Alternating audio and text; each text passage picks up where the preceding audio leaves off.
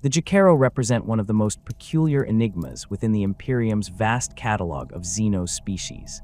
To the Ordo Xenos, the specialized branch of the Inquisition tasked with monitoring and combating alien threats, these creatures occupy an unusual classification that defies standard xenobiological categories. They are neither actively hostile like the orcs, nor diplomatically engaged like certain Tau auxiliaries. Instead, they exist in a strange liminal space within Imperial consciousness, recognized as xenos, yet occasionally tolerated, even utilized, by those willing to risk the Inquisition's scrutiny for access to their remarkable capabilities. The official Imperial taxonomy places Jokaero within the broader category of intelligent xenos, though this classification immediately encounters problems. Intelligence, as the Imperium understands it, typically manifests through language, social organization, and deliberate technological development. The Jokaero display only the last of these traits in any conventional sense.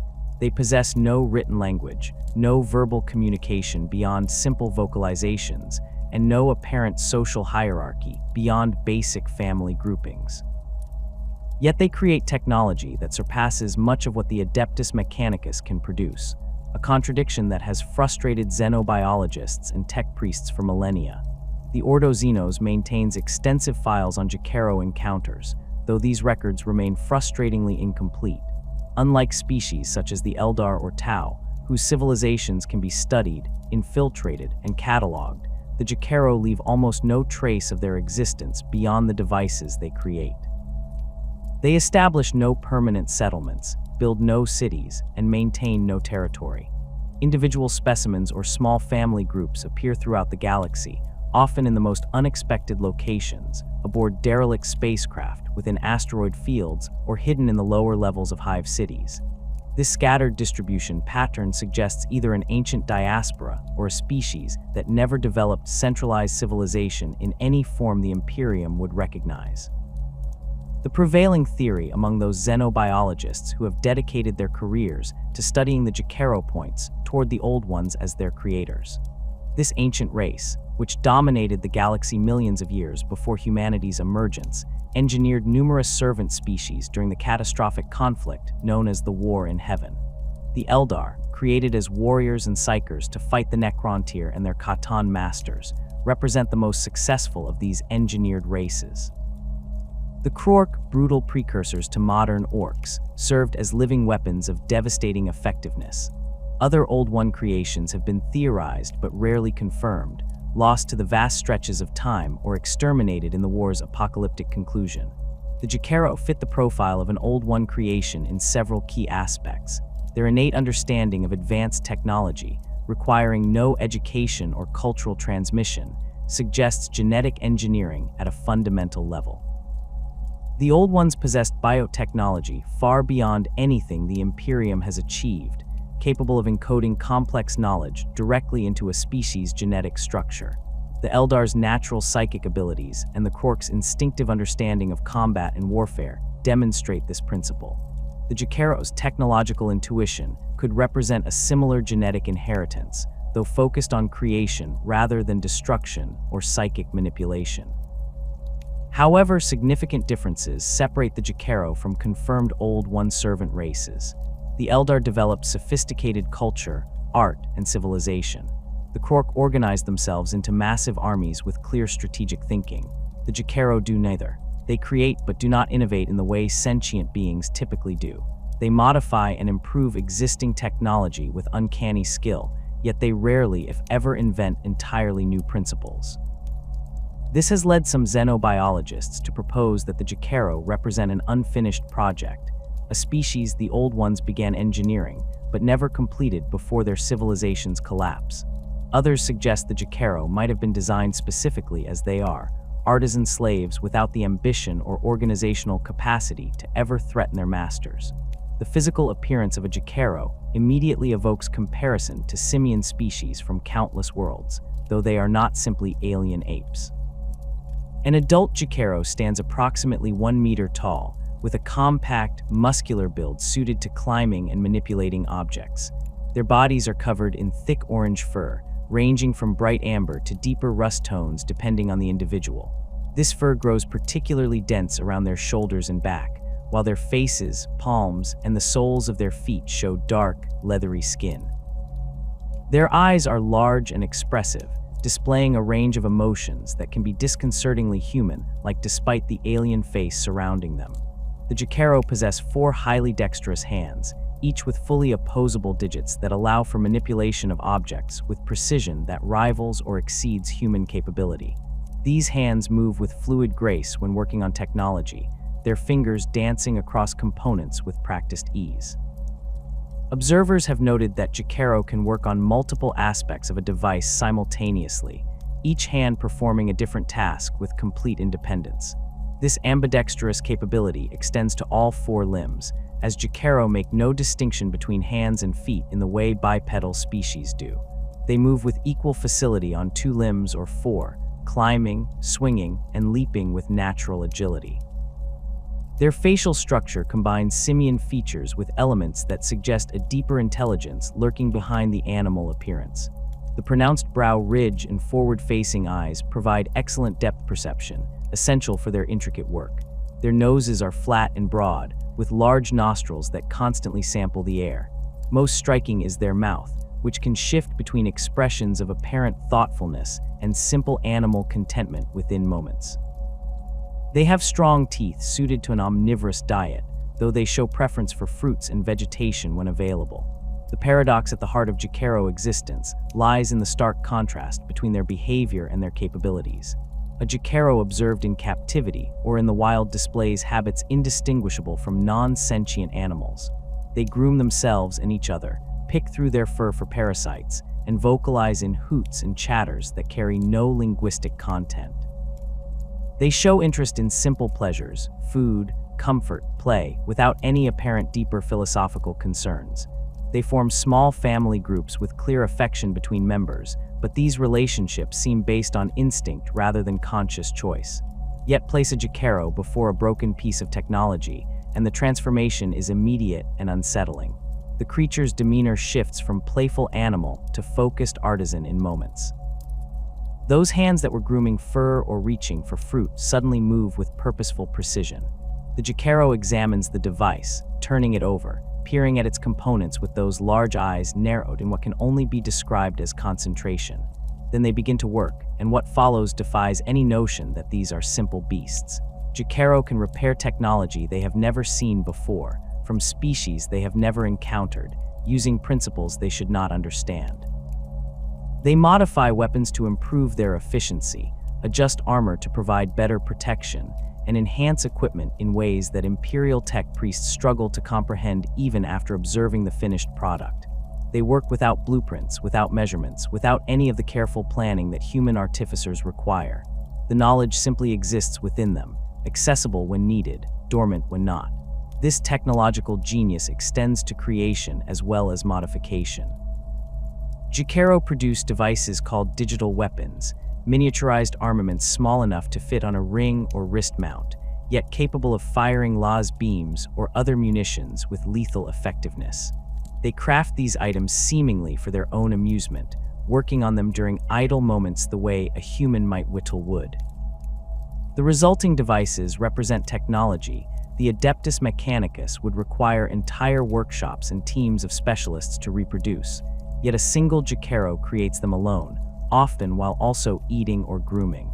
The Imperial response to this paradox has been predictably varied. The more radical members of the Inquisition view any use of xenos technology or collaboration with alien species as heresy deserving of execution.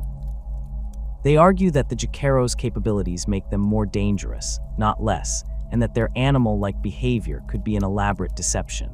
These hardliners point to the fact that no one truly understands what the Jokaero think or plan, if they think and plan at all. The creatures could be gathering information, building weapons for some future uprising, or serving masters the Imperium has not yet identified. More pragmatic inquisitors and rogue traders take a different view. They recognize the Jokaero's usefulness and note that in thousands of years of recorded encounters, these creatures have never shown aggression toward humans or any other species. They work when presented with technology, they accept food and shelter when offered, and they occasionally wander away when their interest moves elsewhere. This predictable passivity, combined with their extraordinary skills, makes them valuable assets for those willing to bend the Imperium's more rigid doctrines. Some inquisitorial retinues include Jokaero as permanent members, housing them in specialized quarters and providing them with broken technology to repair or modify. The most visible manifestation of Jokaero genius comes in the form of digital weapons, a category of armament that represents everything strange and wonderful about these creatures' capabilities. The term digital derives from the ancient Terran word for fingers and digits, referring not to computational systems, but to the fact these weapons are small enough to wear on one's hand. A digital weapon might take the form of a ring, a bracelet, or a small device that clips onto existing jewelry or armor. Despite their diminutive size, often no larger than a human thumb, these weapons generate destructive output that rivals or exceeds standard Imperial armaments. The most common digital weapon encountered in Imperial service is the digital laser, typically mounted in a ring or signet device. The entire mechanism, including power source, focusing crystals, and firing apparatus, fits within a casing perhaps 2 centimeters across and 1 centimeter thick. When activated, usually by a specific gesture or pressure point, the weapon emits a laser beam comparable to those produced by standard las pistols. The beam maintains coherence and lethality across typical combat ranges, capable of punching through flak armor or burning through unprotected flesh with the characteristic cauterization of laser weapons. The power cell within these devices, despite its impossibly small size, provides enough energy for dozens of shots before requiring recharge or replacement. Tech priests who have examined captured or gifted digital weapons report findings that border on the heretical in their implications. The power cells operate on principles that the Adeptus Mechanicus understands theoretically, but cannot replicate at such miniaturized scales. The focusing crystals show molecular alignment that would require manufacturing processes far beyond Imperial capabilities. Most disturbing to the tech priests, the weapons contain no wasted space, no redundant components, and no safety margins. Every molecule serves a purpose. Every element fits perfectly with its neighbors, creating devices that operate at theoretical maximum efficiency. Human-made weapons always include tolerances, backup systems, and safety features. Jokaero digital weapons include none of these, yet they function flawlessly, as if the creator knew with absolute certainty that every component would perform exactly as designed. Digital weapons extend far beyond simple lasers. Some Jokaero create digital plasma weapons, devices that generate and project superheated plasma despite having no visible cooling system or containment field generators. These weapons fire bolts of sun-hot matter that can melt through ceramite armor, yet the ring or bracer housing them remains cool to the touch moments after firing. The plasma itself maintains cohesion far longer than it should, traveling meters through the air without dissipating, another impossibility that tech priests cannot explain. The energy requirements for such weapons should necessitate power packs the size of a human torso, yet Jokaero compressed the entire system into something that fits comfortably on a finger. Other digital weapons fire needle projectiles, monomolecular darts, or gravitic pulses. Each type demonstrates the same impossible miniaturization and efficiency. A digital needle weapon might contain hundreds of projectiles, each stored in a compression field that occupies effectively zero space until fired. The acceleration mechanism launches these needles at velocities sufficient to penetrate armor plate, all from a device with no visible barrel or propellant system. Gravitic digital weapons project focused gravity waves that can crush bones or deflect incoming projectiles, powered by generators that should require facilities the size of small buildings to function. The creation process for these weapons reveals much about how Jokaero minds work, or perhaps more accurately, how little observers understand about their cognitive processes. A Jokaero presented with raw materials, metals, crystals, power cells, various electronic components will examine them briefly, handling each piece with those dexterous fingers. They show no signs of planning or design work. They do not sketch diagrams, take measurements, or test components. Instead, they simply begin assembling. their hands moving with fluid certainty as they fit pieces together, modify components with tools they create on the spot, and integrate systems in ways that should require extensive calculation and testing. Observers report that Jokaero work at varying speeds depending on some internal factor no one has identified. Sometimes they labor for hours on a single digital weapon, pausing frequently to examine their work from different angles, making minute adjustments with tools barely visible to the naked eye. Other times they assemble devices in minutes, their hands blurring with speed as components snap together in rapid succession. The quality of the finished product shows no correlation to the time invested. A digital weapon crafted in 10 minutes functions just as flawlessly as one that required 10 hours of work. The Jokaero themselves show no preference or pride in their creations. They finish a device, test it briefly, then either set it aside or begin wearing it themselves, showing the same casual attitude toward a technological marvel as a human might toward a new pair of gloves. This instinctual engineering process suggests that Jokaero do not learn technology in any conventional sense. Human artificers spend years studying principles of physics, materials science, and engineering before they can create even simple devices. They build on accumulated knowledge, following established procedures and testing their work against known standards. Jokaero bypass this entire process. They appear to simply know how to build things, the knowledge emerging fully formed when needed. This has led many xenobiologists and tech priests to conclude that the information must be encoded genetically, written into the Jokaero genome at a fundamental level. The implications of genetically encoded technical knowledge trouble many within the Mechanicus. If the Jokaero possess such encoding, it suggests their creators, presumably the Old Ones, understood technology and biology at levels that make the Omnissiah's machine cult look primitive by comparison. The Old Ones did not simply teach the Jokaero to build things. They made the ability to build things part of what a Jokaero is, as fundamental to their nature as breathing or eating.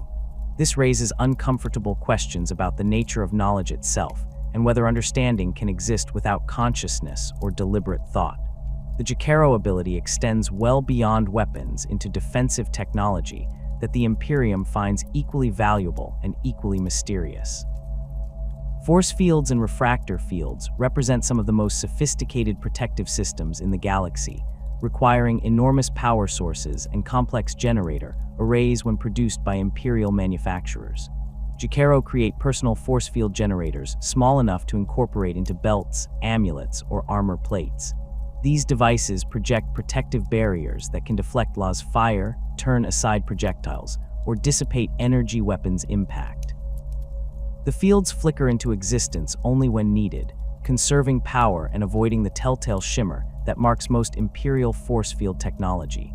Refractor fields, which bend light and energy around the wearer rather than stopping attacks directly, present even greater technical challenges. The field generators must calculate incoming trajectories in microseconds, adjust the refraction angle precisely, and maintain stability under varying conditions. Imperial refractor fields require cogitator banks and multiple redundant systems to function reliably. Jokaero refractor field generators fit inside devices the size of a coin, yet they respond faster and more accurately than their Imperial counterparts. Tech priests who have studied these generators report that they contain no cogitators at all, no computational systems in any recognizable form. The devices appear to operate through principles that the Mechanicus categorizes as unknown xenotech, a polite way of admitting complete ignorance. The energy weapons that Jokaero create for their own use or as gifts demonstrate capabilities that push against what Imperial science considers possible. Some produce beams that ignore armor entirely, passing through physical matter to damage only organic tissue. Others fire projectiles that phase in and out of real space, bypassing obstacles before rematerializing inside the target. Still others generate fields that disrupt molecular bonds, causing materials to simply fall apart at the atomic level. Each weapon type operates on principles the Mechanicus can observe but cannot replicate, using technologies that should not function at the scales the Jokaero achieve. The impossibility of Jokaero miniaturization becomes even more apparent when considering the thermal and energy management their devices require. A plasma weapon generates temperatures measured in thousands of degrees.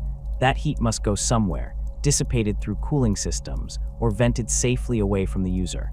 Imperial plasma weapons include extensive cooling arrays, heat sinks, and emergency venting systems. They remain dangerously hot even with these safeguards, requiring special training to operate safely. Jokaero digital plasma weapons generate comparable temperatures, yet remain cool enough to wear against bare skin. The heat simply vanishes, conducted away through mechanisms that violate thermodynamic principles as the Mechanicus understands them. Power management presents similar impossibilities. Energy weapons require significant electrical power, stored in cells or generated by compact reactors. The amount of energy needed scales with the weapon's output. More powerful weapons need larger power sources. This relationship represents a fundamental physical limitation that constrains all Imperial weapons design. Jokaero technology ignores this limitation entirely. Their digital weapons fire at power levels that should drain their tiny cells in single shots, yet they continue functioning through dozens of discharges. Some tech priests theorize that the power cells tap into higher dimensions or draw energy from sources the Mechanicus cannot detect. Others suggest the Jokaero have discovered ways to achieve nearly perfect energy efficiency, wasting nothing in the conversion from stored power to destructive output. The modification and enhancement of existing technology reveals another aspect of Jokaero capabilities that both fascinates and frustrates those who work with them. Present a Jokaero with a standard Imperial lasgun, and they will examine it with apparent interest, turning it over in their hands, peering into the barrel, manipulating the power pack. Then they begin making changes. They might adjust the focusing crystals to increase beam coherence, modify the power cell to provide more shots per charge, or restructure the barrel assembly to improve accuracy. The changes take hours or days depending on the Jokaero's interest level, and the result is a weapon that performs measurably better than the original while remaining recognizably the same device. Tech priests who observe these modifications struggle to understand how the Jokaero know what changes to make. The creatures perform no tests, run no diagnostics, and take no measurements. They simply look at a device and apparently perceive its flaws, its inefficiencies, its potential for improvement. They see the technology in ways human artificers cannot, understanding not just how it works, but how it could work better. This intuitive comprehension extends across all technology types, from primitive solid projectile weapons to sophisticated plasma reactors. The Jokaero examine, understand, and improve, all without any visible reasoning process. This ability to work with unfamiliar technology from unknown sources presents perhaps the strongest evidence that Jokaero knowledge is not learned but innate. A human tech priest encountering an alien device must study it carefully, compare it to known systems, test its functions, and gradually build understanding through observation and experimentation. The process takes time and often results in incomplete comprehension. Jokaero show no such learning curve. They work on Eldar technology with the same confidence they show handling Imperial devices. They modify Tau weapons as easily as Orc guns. They even improve ancient archaeotech, whose principles the Mechanicus has spent millennia trying to understand. The technology's origin and underlying principles seem irrelevant to them. They perceive function and possibility directly, without needing to understand the theory behind the practice. The fundamental paradox of Jokaero existence becomes most apparent when observing their daily behavior outside of technological work. These creatures, capable of creating weapons that baffle the Adeptus Mechanicus, spend most of their time engaged in activities indistinguishable from non-sentient primates. A Jokaero kept in an inquisitor's retinue might dedicate hours to grooming, methodically working through their orange fur with those dexterous fingers, removing debris and parasites with the focused attention of any simian species. They groom each other when kept in groups, establishing social bonds through this physical contact in ways that mirror countless animal species across the galaxy. The grooming serves practical purposes, maintaining hygiene, removing irritants, but also appears to provide simple pleasure, as evidenced by the contented chattering sounds they make during these sessions. Their vocalizations consist entirely of hoots, chatters, and occasional screeches that carry emotional content but no linguistic structure.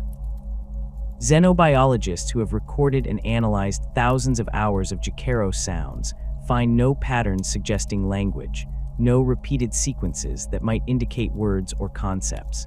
The creatures make happy noises when eating preferred foods, alarmed sounds when startled, and distressed calls when separated from family members.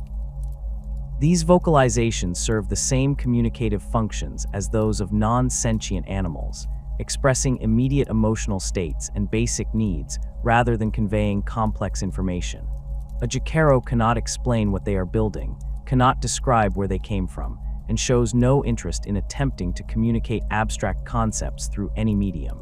This absence of language extends to written communication as well. Jokaero leave no records, create no diagrams, and maintain no documentation of their work. They build extraordinary devices without blueprints, modify complex systems without notes, and then simply move on to the next task without preserving any information about what they have done. Imperial observers have attempted to teach Jokaero to write, presenting them with various recording tools and demonstrating notation systems. The creatures show polite interest in the tools themselves, often examining writing implements with the same focus they give any technology, occasionally improving the pens or data slates they are offered. But they never use these tools to communicate.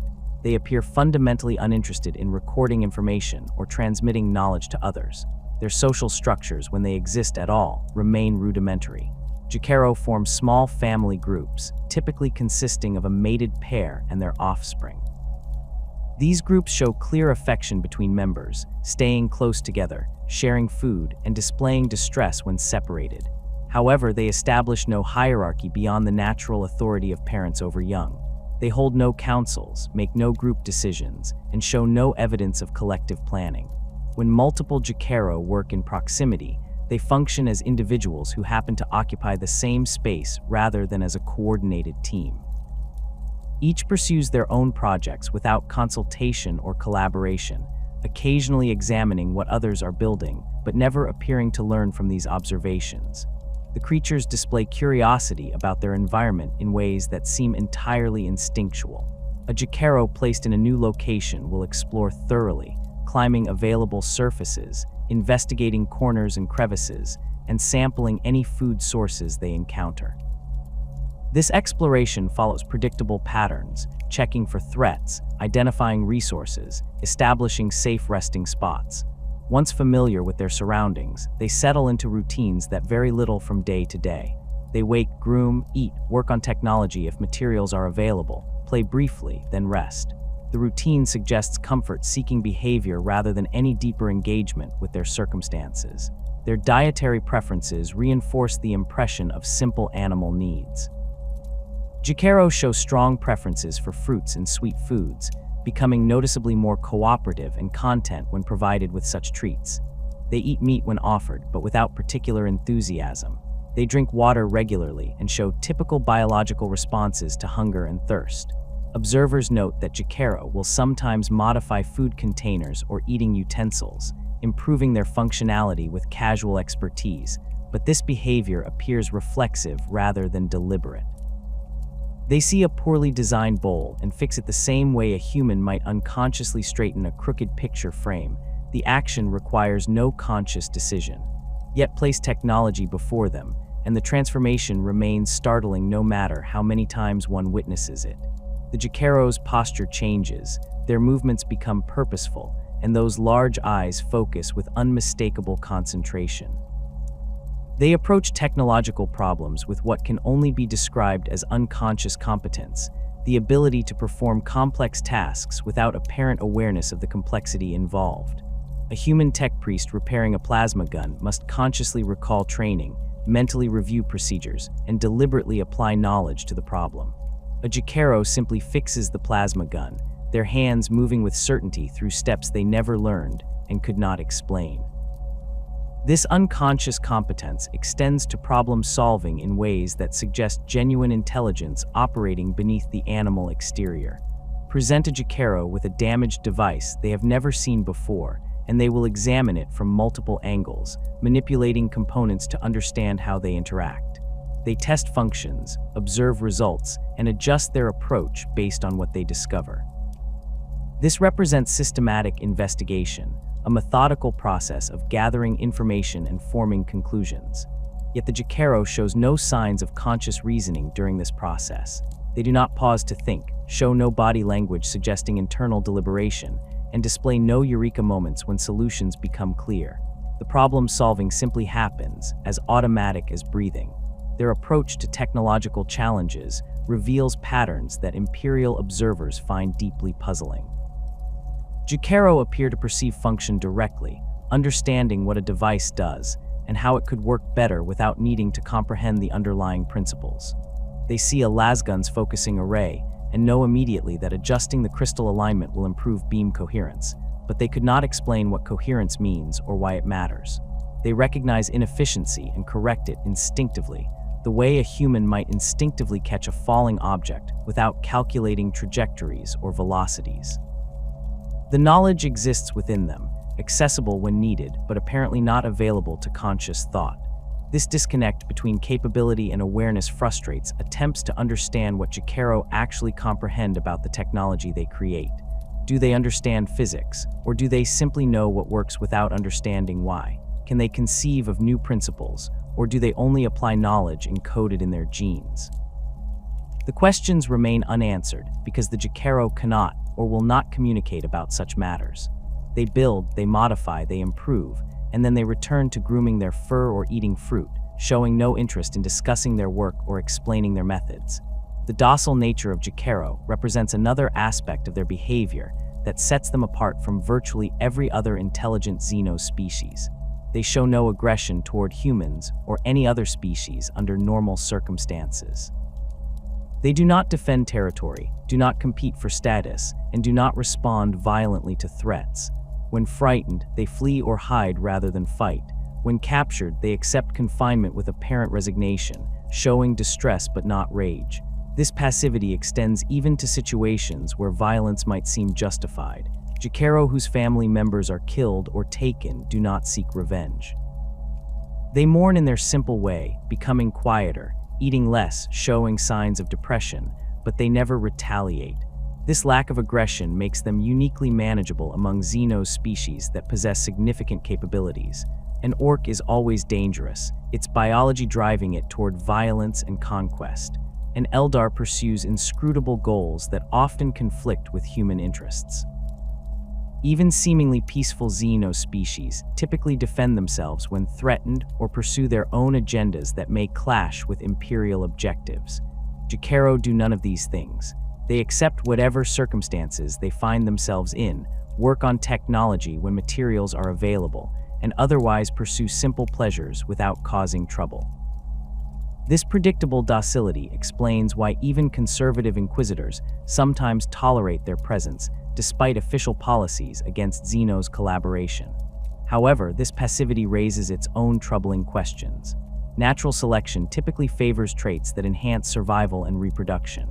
Aggression, territoriality, and self-defense represent basic survival instincts found across countless species because they work.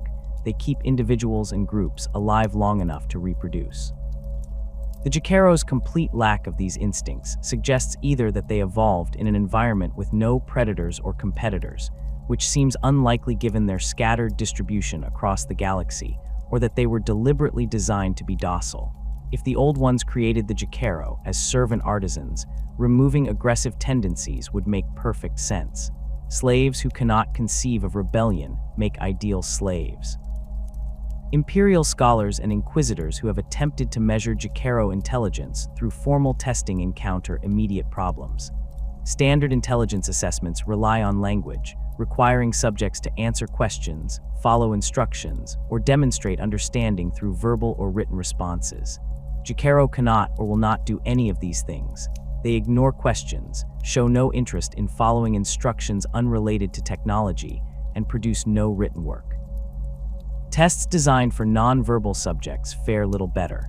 Puzzles that require manipulating objects to achieve goals prove trivially easy for creatures with 4 dexterous hands and apparent intuitive understanding of mechanical principles.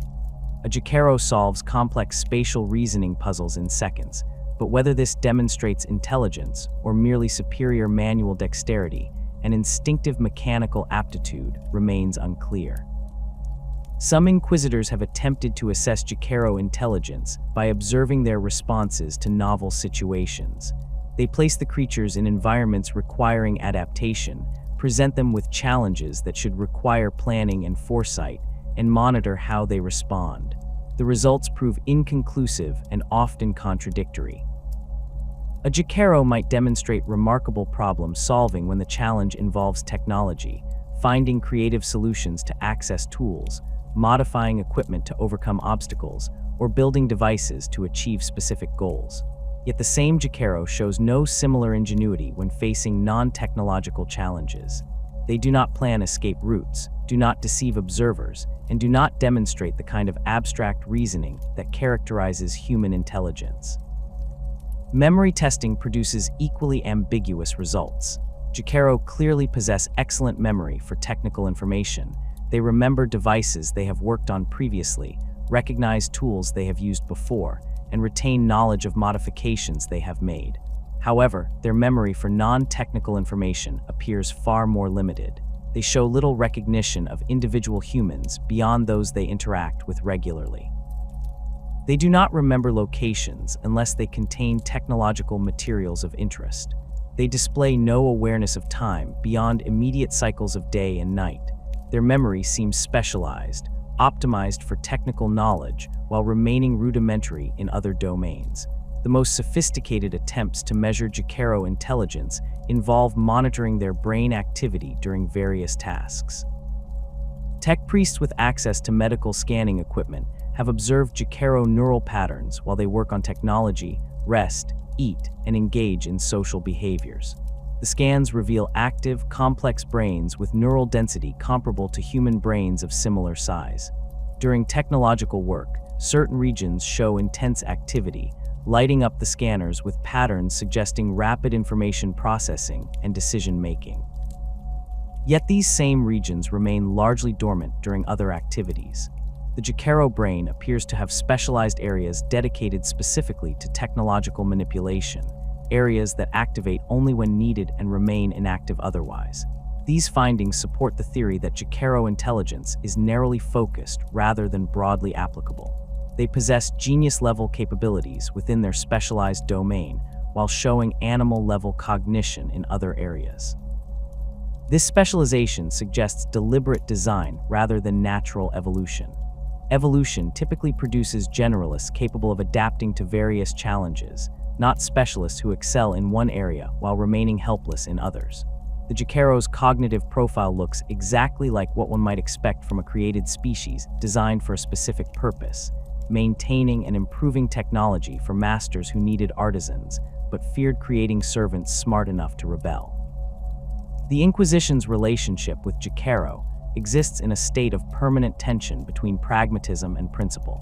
The holy orders of the Emperor's Inquisition stand as humanity's ultimate defense against threats both external and internal, empowered to take any action necessary to preserve the Imperium. Yet the Inquisition also enforces the Imperium's most fundamental doctrines, including the absolute prohibition against xenos collaboration that has stood since the Great Crusade. When an Inquisitor chooses to employ a Jokaero, they walk a knife's edge between utilizing a valuable asset and committing the very heresy they are sworn to eliminate. This contradiction has sparked debates within the Inquisition that have lasted millennia, with no resolution in sight and no consensus among the holy orders about where the line should be drawn. The Ordo Xenos, tasked specifically with monitoring and combating alien threats, finds itself at the center of these debates. Members of this order encounter more xeno species than any other branch of the Inquisition, developing expertise in alien biology, psychology, and capabilities that other Inquisitors lack. This expertise breeds a certain pragmatism born from direct experience rather than theoretical doctrine. An Ordo Xenos Inquisitor who has faced Tyranid Hive fleets, negotiated with Eldar Farseers, and survived encounters with Necron tomb worlds, understands that the galaxy contains threats far beyond what standard Imperial doctrine acknowledges. When such an Inquisitor discovers a docile xenos species capable of producing technology that could save human lives, the decision to employ that species becomes less about ideology and more about calculated risk assessment. Inquisitor Lord Hector Rex of the Ordo Malleus, though primarily concerned with demonic threats, maintained a Jokaero named Pxlar in his retinue for several decades during the 41st millennium. Rex, a warrior of uncompromising faith and legendary skill in combating chaos, justified this apparent contradiction by arguing that the Jokaero represented a tool rather than an ally. He maintained that Pxlar showed no signs of sentience in any meaningful sense, displaying only instinctual behaviors and mechanical aptitude.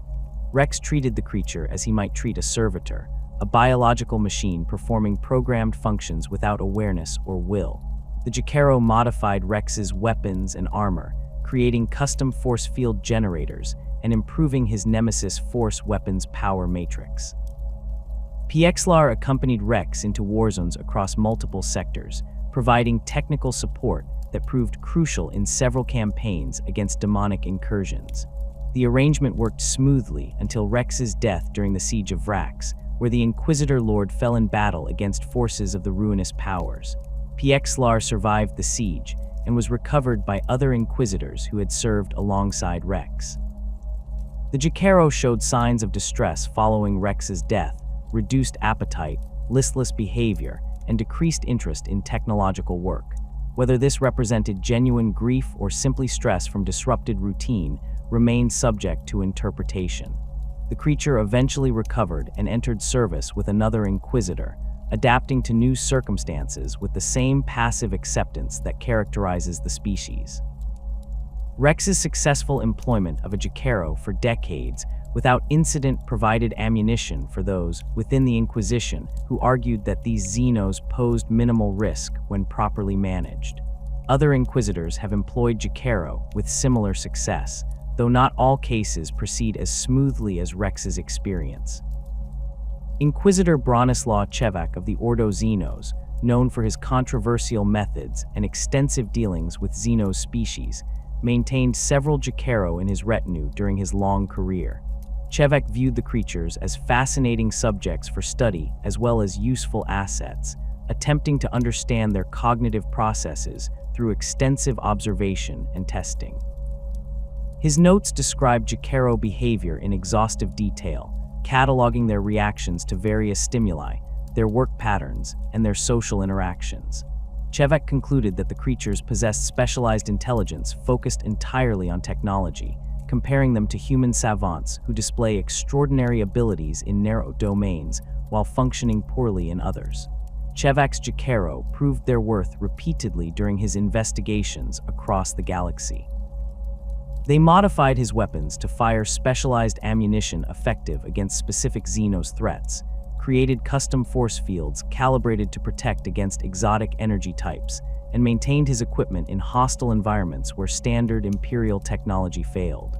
One Jokaero in his service, which Chevak designated as Subject Gamma, demonstrated particular aptitude for working with archaeotech recovered from ancient human colonies. Subject Gamma successfully reactivated devices that had defied Mechanicus tech priests for centuries, restoring functionality through modifications that bypassed damaged systems and compensated for degraded components. The creature worked on these ancient devices with the same casual confidence it showed handling standard Imperial equipment, apparently perceiving no difference between technology separated by thousands of years of development. The debate within the Inquisition regarding Jokaero employment centers on several key concerns that reflect broader tensions about xenos tolerance and Imperial doctrine. Conservative factions, particularly those influenced by the ecclesiarchy and the more zealous elements of the Ordo Hereticus, argue that any xenos collaboration represents a slippery slope toward greater corruption. They point out that the Imperium's strength derives partly from its ideological purity, its unwavering commitment to human supremacy, and the Emperor's vision of a galaxy dominated by humanity alone. Allowing exceptions, even for seemingly harmless species like the Jokaero, undermines this foundational principle. If Inquisitors can justify employing one xenos species, what prevents them from justifying alliances with others? Where does pragmatic cooperation end and heretical collaboration begin? These conservatives also raise practical concerns about the unknowable nature of Jokaero consciousness. The creatures cannot communicate their thoughts, intentions, or loyalties. They might appear docile while secretly gathering information, building weapons for future use, or serving masters the Imperium has not identified. The fact that no one understands how Jokaero think, or what motivates them beyond immediate stimuli, makes them inherently unpredictable. A creature that modifies weapons could just as easily sabotage them, introducing subtle flaws that would cause catastrophic failures at critical moments. The Inquisition has documented numerous cases of xenos deception spanning millennia. Why should the Jokaero be different simply because they appear simple-minded? The more radical and pragmatic factions counter these arguments with evidence drawn from thousands of recorded encounters spanning the Imperium's history. In all that time, across countless interactions with Jokaero, not a single confirmed case exists of these creatures acting with deliberate malice toward humans. They have never sabotaged equipment, never attacked their handlers, and never demonstrated any agenda beyond their immediate comfort and their instinctive drive to work with technology. This consistency across such vast temporal and spatial scales suggests that the Jokaero genuinely lack the capacity for deception or long-term planning. They represent, in effect, biological tools, sophisticated and valuable, but ultimately no more dangerous than any other piece of equipment when properly managed. These pragmatists also emphasize the strategic value that Jokaero provide to Inquisitors operating in the field. The Inquisition's work frequently takes its agents to locations far from Imperial infrastructure, where standard supply chains and technical support prove impossible to access. A single Jokaero can replace an entire team of tech priests and artificers, providing maintenance, modifications, and custom equipment creation wherever the Inquisitor travels. The creatures require minimal resources, basic food, water, and occasional access to raw materials, while producing technology that can mean the difference between mission success and failure. In a galaxy where Inquisitors face threats ranging from chaos cults to xenos invasions, having access to custom equipment tailored to specific challenges represents an enormous tactical advantage. The protocols and safeguards that Inquisitors employ when working with Jokaero reflect attempts to balance utility against risk. Most Inquisitors who maintain Jokaero in their retinues implement strict containment measures when the creatures are not actively working. Custom-built quarters provide comfortable living space while preventing unauthorized access to sensitive areas of the Inquisitor's ship or facility. These quarters typically include sleeping areas, food storage, and spaces for the Jokaero to engage in their natural behaviors, climbing, grooming, and playing. However, they also feature reinforced doors, surveillance systems, and emergency containment protocols that can seal the quarters instantly if the Jokaero displays unexpected behavior. Access to materials represents another controlled variable. Inquisitors generally provide Jokaero with specific components and devices to work on rather than allowing unrestricted access to armories or workshops. This controlled access serves multiple purposes. It focuses the Jokaero's efforts on priority items, weapons, and equipment the Inquisitor needs modified or repaired. It prevents the creatures from building devices whose purpose the Inquisitor might not understand or approve. Most importantly, it limits the Jokaero's ability to create weapons that could threaten the Inquisitor's forces if the creature's loyalty somehow shifted or if the Jokaero fell into hostile hands. Monitoring systems track the Jokaero's activities continuously. Surveillance equipment records their work, allowing tech priests to study the modifications they make and verify that no sabotage or unexpected alterations occur.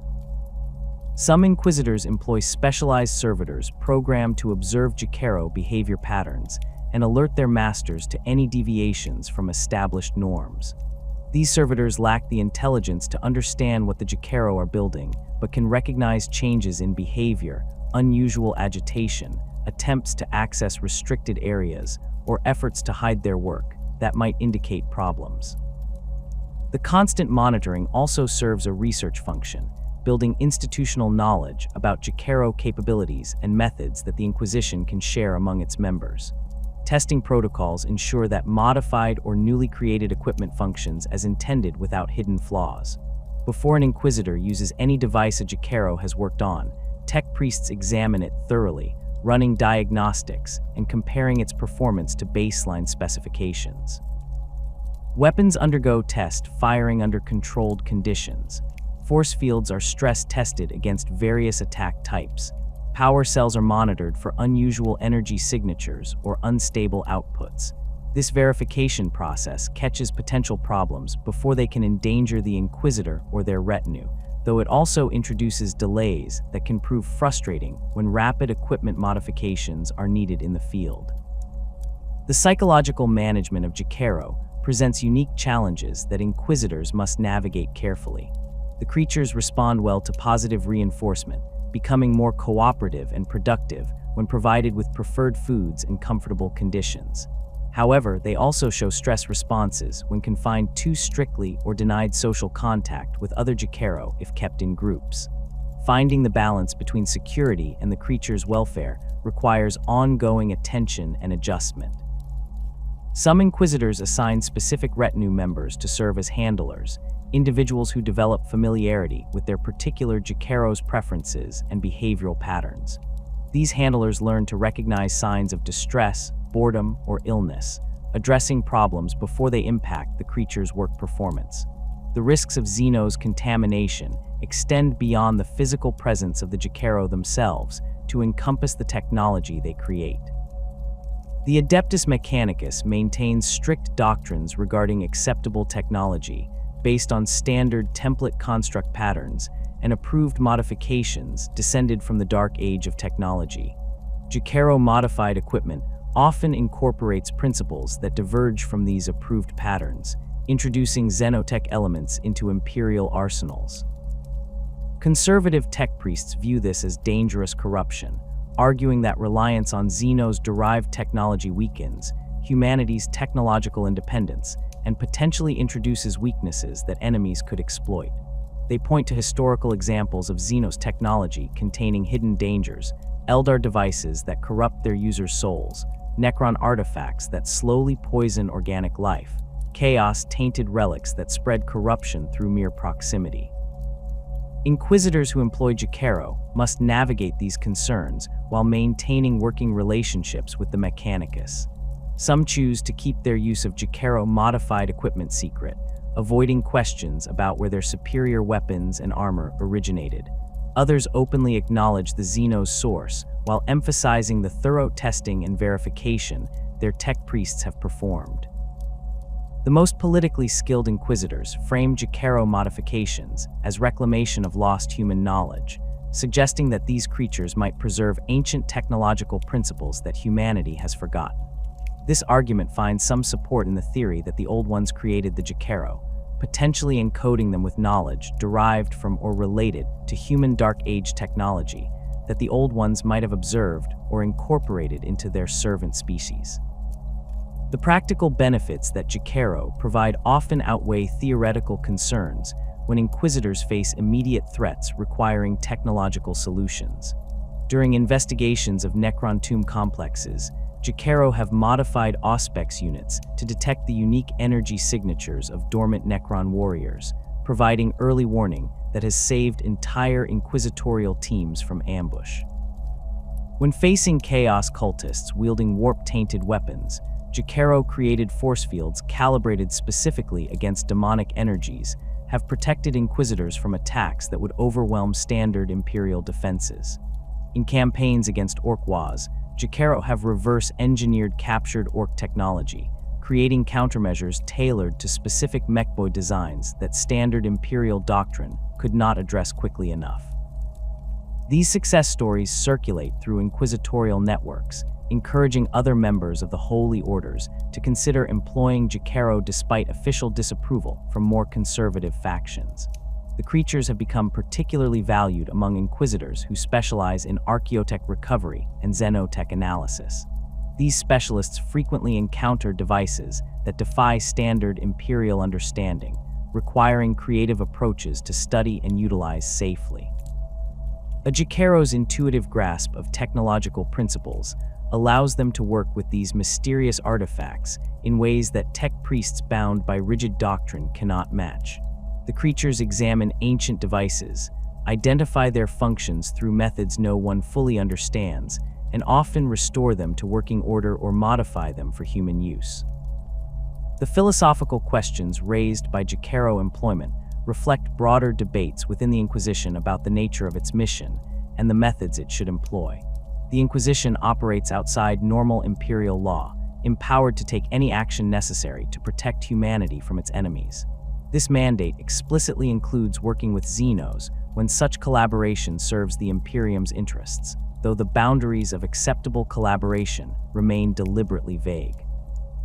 Some inquisitors interpret this mandate broadly, viewing the Jokaero as obvious candidates for employment given their usefulness and apparent lack of threat.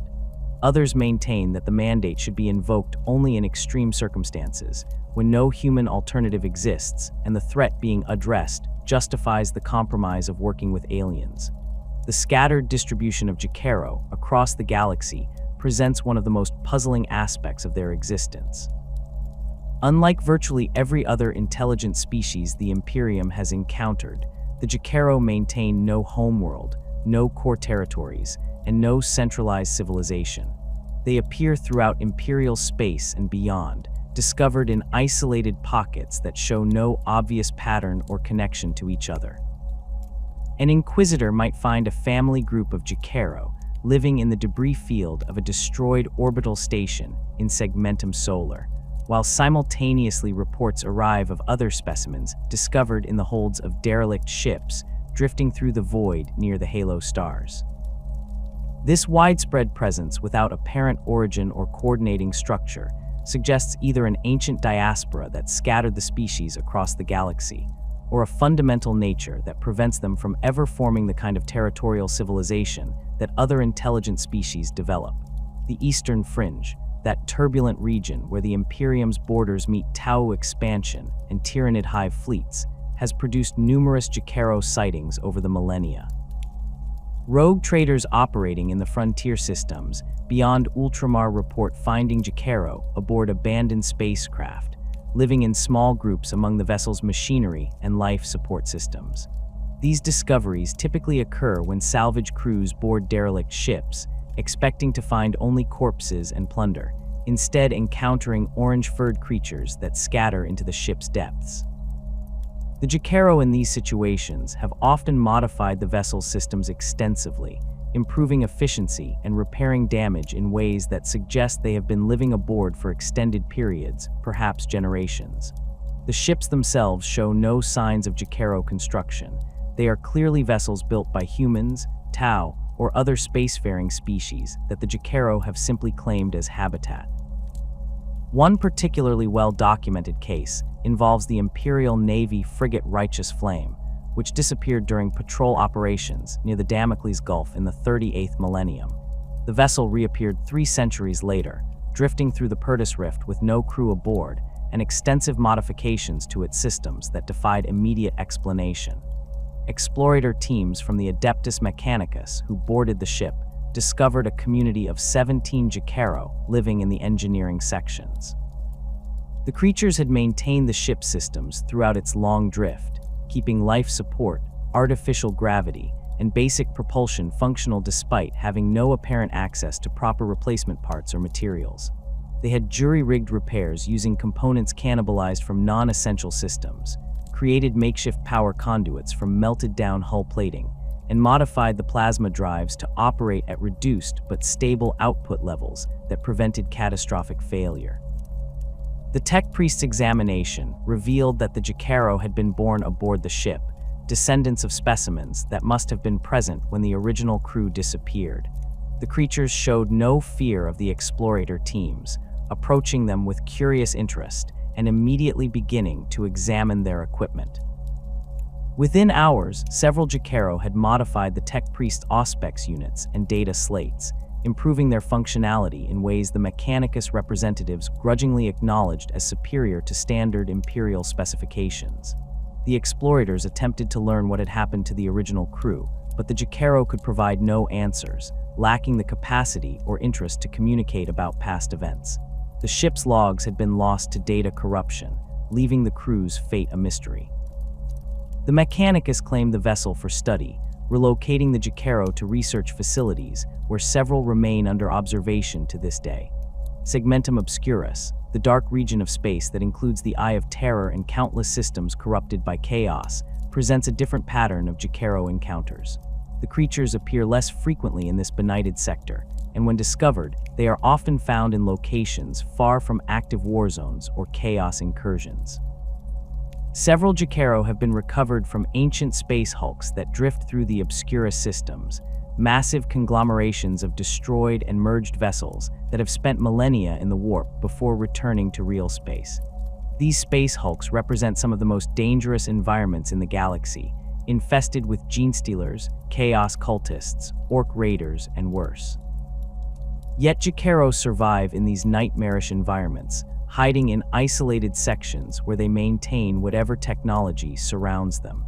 The space hulk designated Abyssal Crown, which emerged from the warp near the Cadian Gate before that system's destruction, contained a population of Jokaero that had apparently survived for centuries within its twisted corridors. Deathwatch kill teams dispatched to clear the hulk of xenos threats discovered the creatures in a relatively intact section that had once been part of an Imperial transport vessel. The Jokaero had fortified their territory with modified blast doors and force field generators, creating a sanctuary within the larger chaos of the hulk. They showed no hostility toward the Space Marines, instead fleeing deeper into their protected area when approached. The Deathwatch teams focused on eliminating more immediate threats like the Genestealer cult that dominated other sections of the hulk, left the Jokaero unmolested. When the Inquisition later authorized a full exploration of the cleared hulk, the Jokaero had vanished, presumably escaping to another section or somehow leaving the vessel entirely. The Calixis sector, a relatively stable region of Segmentum Obscurus under firm Imperial control, maintains more detailed records of Jokaero populations than most areas. The sector's inquisitorial presence, particularly the Ordos based on Scintilla, has documented dozens of Jokaero sightings over the past several millennia. These creatures appear most frequently in the sector's void-born communities, asteroid mining operations, orbital stations, and the massive spacecraft that serve as mobile cities for populations that have never known planetary life.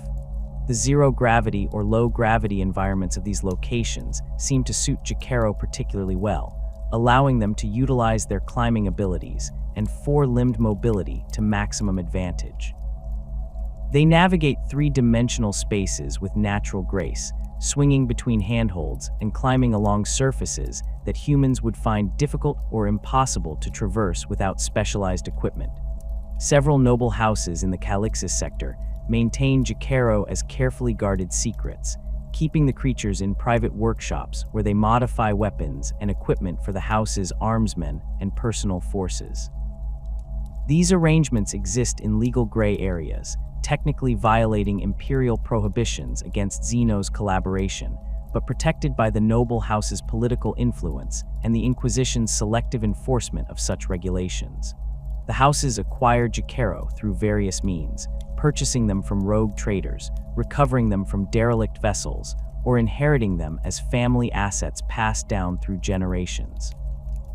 The creatures receive comfortable accommodations and regular access to materials, in exchange for which they provide their hosts with equipment superior to what most Imperial forces can field. House Kryn, a minor noble family controlling several mining operations in the Marking Marches subsector, has maintained a family group of 4 Jokaero for over 2 centuries. The house's armsmen carry weapons modified by these creatures, giving them significant advantages in the occasional conflicts that arise over mining rights and territory. House Kryn's leaders justify this arrangement by noting that the Jokaero never leave their workshops, interact only with trusted house servants, and have never shown any behavior suggesting threat or disloyalty. The Inquisition is aware of House Kryn's Jokaero, but has chosen not to intervene, apparently judging that the house's contributions to the sector's economy and its general loyalty to the Imperium outweigh the technical violation of xenos collaboration prohibitions. The Segmentum Pacificus, least populated of the major Imperial sectors, produces fewer Jokaero sightings simply due to its lower density of human habitation and exploration. However, the specimens discovered in this region often show interesting variations in behavior and capability.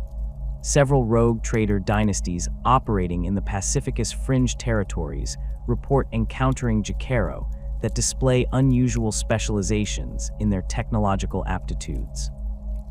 One family group discovered on a forgotten colony world in the Halo stars showed particular expertise in working with power generation systems, modifying the colony's failing reactors and creating backup generators from salvaged materials. Another group found aboard a drifting Eldar vessel. How they came to be there remains unknown, demonstrated unusual ability to interface with alien technology, working with the Eldar ship's psychically activated systems in ways that should have been impossible for non-psychic beings.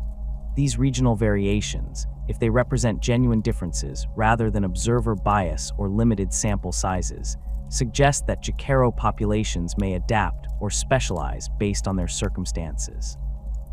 The creature's genetic encoding of technological knowledge might include flexibility that allows different family groups to emphasize different aspects of their capabilities, depending on what technology they encounter most frequently. A Jokaero family living aboard a warship for generations might develop enhanced aptitude for weapons systems, while a group inhabiting a mining station might become particularly skilled with industrial equipment and resource extraction technology. This adaptability, if it exists, would represent another remarkable aspect of their design, allowing them to remain useful across a wide range of environments and technological contexts. The tendency of Jokaero to congregate in small family groups represents their only consistent social structure. These groups typically consist of a mated pair and their offspring, though occasionally larger extended families form when multiple generations remain together. The family units show clear affection and loyalty toward each other, staying in close proximity and displaying distress when separated. However, they establish no bonds beyond these immediate family connections. When multiple family groups occupy the same location, they coexist peacefully but without forming larger social structures. Each family maintains its own space, works on its own projects, and shows little interest in coordinating activities with neighboring groups. This social isolation extends to interactions with other species. Jokaero do not seek out contact with humans, Tau, or any other intelligent species. They tolerate such contact when it occurs, accepting food and materials when offered, but they never initiate communication or attempt to establish relationships. They show no curiosity about the species they encounter beyond immediate practical concerns, whether these beings pose threats, whether they provide resources, whether they interfere with the Jokaero's work. A Jokaero living aboard a human vessel treats its human crewmates as part of the environment, no more or less interesting than the ship's bulkheads or machinery. They might modify a crew member's weapon if presented with it, but they do so with the same casual indifference they would show repairing any other device. The absence of a Jokaero homeworld has prompted extensive speculation among Imperial scholars and xenobiologists. Most intelligent species maintain some connection to their world of origin, even if they have spread across multiple systems. The Eldar remember their lost empire, and their craftworlds serve as mobile homelands. The Tau expand from their core seps in organized waves of colonization. Even the orcs, scattered throughout the galaxy, show genetic memory of their purpose and origins. The Jokaero display no such connection to any particular world or region. They appear equally comfortable or equally indifferent in any environment that provides basic necessities. They show no drive to seek out other Jokaero populations, no interest in establishing territories, and no behavior suggesting they remember or long for a lost homeland. Several theories attempt to explain this unique situation. The most widely accepted proposes that the Jokaero were created as a fully spacefaring species, designed to live and work aboard vessels and stations rather than on planetary surfaces. This would explain their comfort in zero-gravity environments, their lack of territorial instincts, and their ability to survive in the isolated confines of spacecraft for generations. If the Old Ones created them as maintenance specialists for a vast starfaring civilization, they would have needed no homeworld, instead spreading throughout that ancient empire as living tools distributed wherever technological support was required. When the Old One civilization collapsed, these scattered populations would have remained wherever they were, continuing their simple existence without any drive to reunite or establish centralized communities. An alternative theory suggests that the Jokaero once possessed a homeworld, but lost it in some ancient catastrophe, possibly during the War in Heaven or the subsequent fall of the Eldar. The trauma of this loss, encoded into their genetic memory, might have stripped away their capacity for civilization building, leaving them as scattered refugees unable to recreate what they had lost. This theory finds less support among scholars, primarily because it requires assuming the Jokaero once possessed capabilities they no longer show any evidence of having. If they built a civilization in the past, they should retain some instinct towards social organization, some drive to recreate what was lost. Instead, they show complete contentment with their isolated family groups and nomadic existence. The distribution patterns of Jokaero populations across the galaxy show no correlation with any known historical events, migration routes, or territorial boundaries. They appear in systems that have been continuously inhabited since the Great Crusade, and in regions only recently explored by Imperial forces. They turn up in stable sectors under firm Imperial control and in lawless frontier territories beyond the Astronomican's light. This random distribution reinforces the impression that Jokaero have always been scattered, that their current situation represents their natural state rather than the result of some disaster or diaspora. They exist as they have always existed, small family groups living wherever circumstances place them, working with whatever technology they encounter, and showing no interest in anything beyond their immediate needs and their instinctive drive to manipulate machines. The Imperial response to discovered Jokaero populations varies dramatically depending on who makes the discovery and what authority they answer to. Naval vessels encountering Jokaero aboard derelict ships typically either ignore them as harmless or capture them for delivery to inquisitorial authorities. Explorator fleets finding Jokaero on unexplored worlds often attempt to study them, observing their behavior and cataloging their capabilities before deciding whether to leave them in place or transport them to Mechanicus research facilities. Rogue traders view Jokaero as valuable assets, either keeping them for personal use or selling them to interested parties willing to pay substantial sums for access to their technological abilities. Inquisitors exercise their authority to claim any Jokaero they encounter, adding them to retinues or delivering them to other inquisitors who specialize in xenotech research. The trade in Jokaero specimens, while officially prohibited under Imperial law, occurs regularly in the shadows of the Imperium's vast bureaucracy. Certain rogue trader families have built reputations as reliable sources for Jokaero, maintaining networks of contacts who report sightings and arrange discreet transfers. These transactions occur far from Imperial oversight, in frontier systems where authority is weak and questions are rarely asked. Prices for healthy Jokaero specimens reach extraordinary levels, with some wealthy collectors and powerful organizations willing to pay the equivalent of a small warship's cost for a breeding pair. The Inquisition is aware of this trade, but lacks the resources to suppress it completely, instead focusing enforcement efforts on preventing Jokaero from falling into the hands of actively hostile forces like chaos cults or secessionist movements. The Eldar's relationship with Jokaero remains one of the most intriguing and poorly documented aspects of these creatures' interactions with other intelligent species.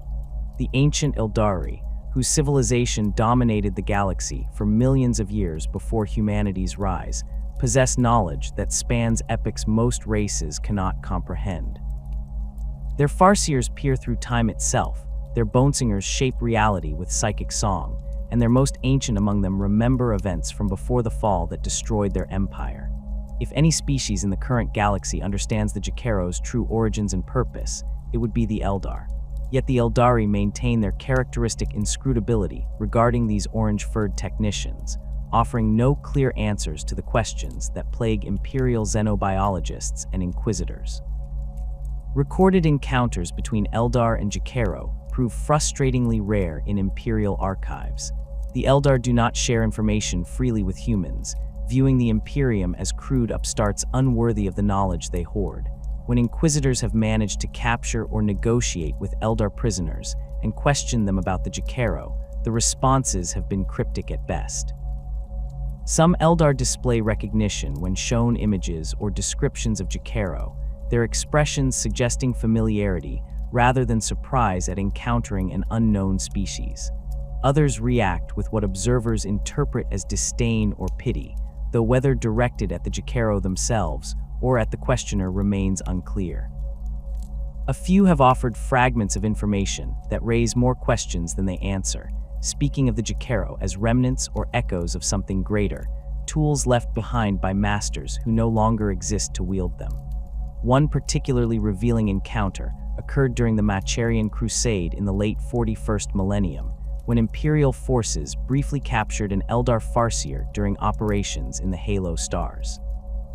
The farseer held for interrogation before managing an escape that killed a dozen guardsmen, spoke briefly about the Jokaero when questioned by an Ordo Xenos inquisitor accompanying the crusade. The farseer referred to them as the unfortunate ones, a term that suggested both knowledge of their origins and a measure of sympathy for their current state.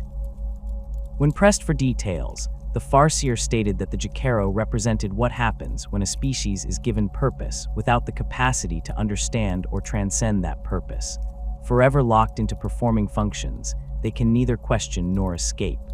The farseer refused to elaborate further before breaking free of confinement, leaving Imperial authorities to puzzle over whether this represented genuine insight or merely another example of Eldar obfuscation. The theory that the Old Ones created the Jokaero finds its strongest support in Eldar reactions to these creatures. The Eldar themselves were shaped by the Old Ones during the War in Heaven, engineered to serve as warriors and psychers in that ancient conflict against the Necrontyr and their Khatan masters. If the Jokaero represent another Old One creation, the Eldar would recognize them as kindred in origin, if not in capability or status. The mixture of recognition and disdain that some Eldar display toward Jokaero matches how they might view a failed or lesser creation from the same makers who shaped the Eldari into the dominant species they became. The Eldar achieved civilization, art, and power that reshaped the galaxy. The Jokaero achieved only technical competence without consciousness, making them pitiable reminders of what the Old Ones could create when they aimed for utility rather than greatness. Eldar corsairs operating in the webway and the spaces between Imperial territories occasionally capture Jokaero when they encounter them aboard derelict vessels or isolated stations. These pirates value the creatures for the same reasons humans do. Their ability to modify and improve equipment provides significant advantages in the constant struggles between corsair bands and their various enemies. However, Eldar treatment of captive Jokaero differs notably from human approaches. The corsairs make no attempt to communicate with the creatures or understand their behavior beyond basic observation. They provide materials and technology for the Jokaero to work on, collect the improved results, and otherwise ignore the creatures completely. This casual dismissal suggests the Eldar view Jokaero as exactly what they appear to be, biological tools without the capacity for meaningful interaction or development. Some Craftworld Eldar maintain small populations of Jokaero, though these arrangements remain carefully hidden from outsiders and rarely acknowledged even within Eldar society.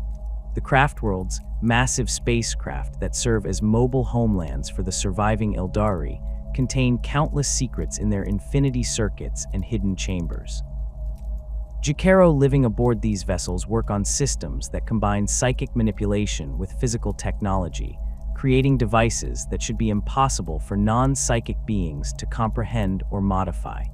Yet the Jokaero manage it, adjusting wraithbone constructs and spirit stone matrices with the same casual competence they show working on crude imperial machinery.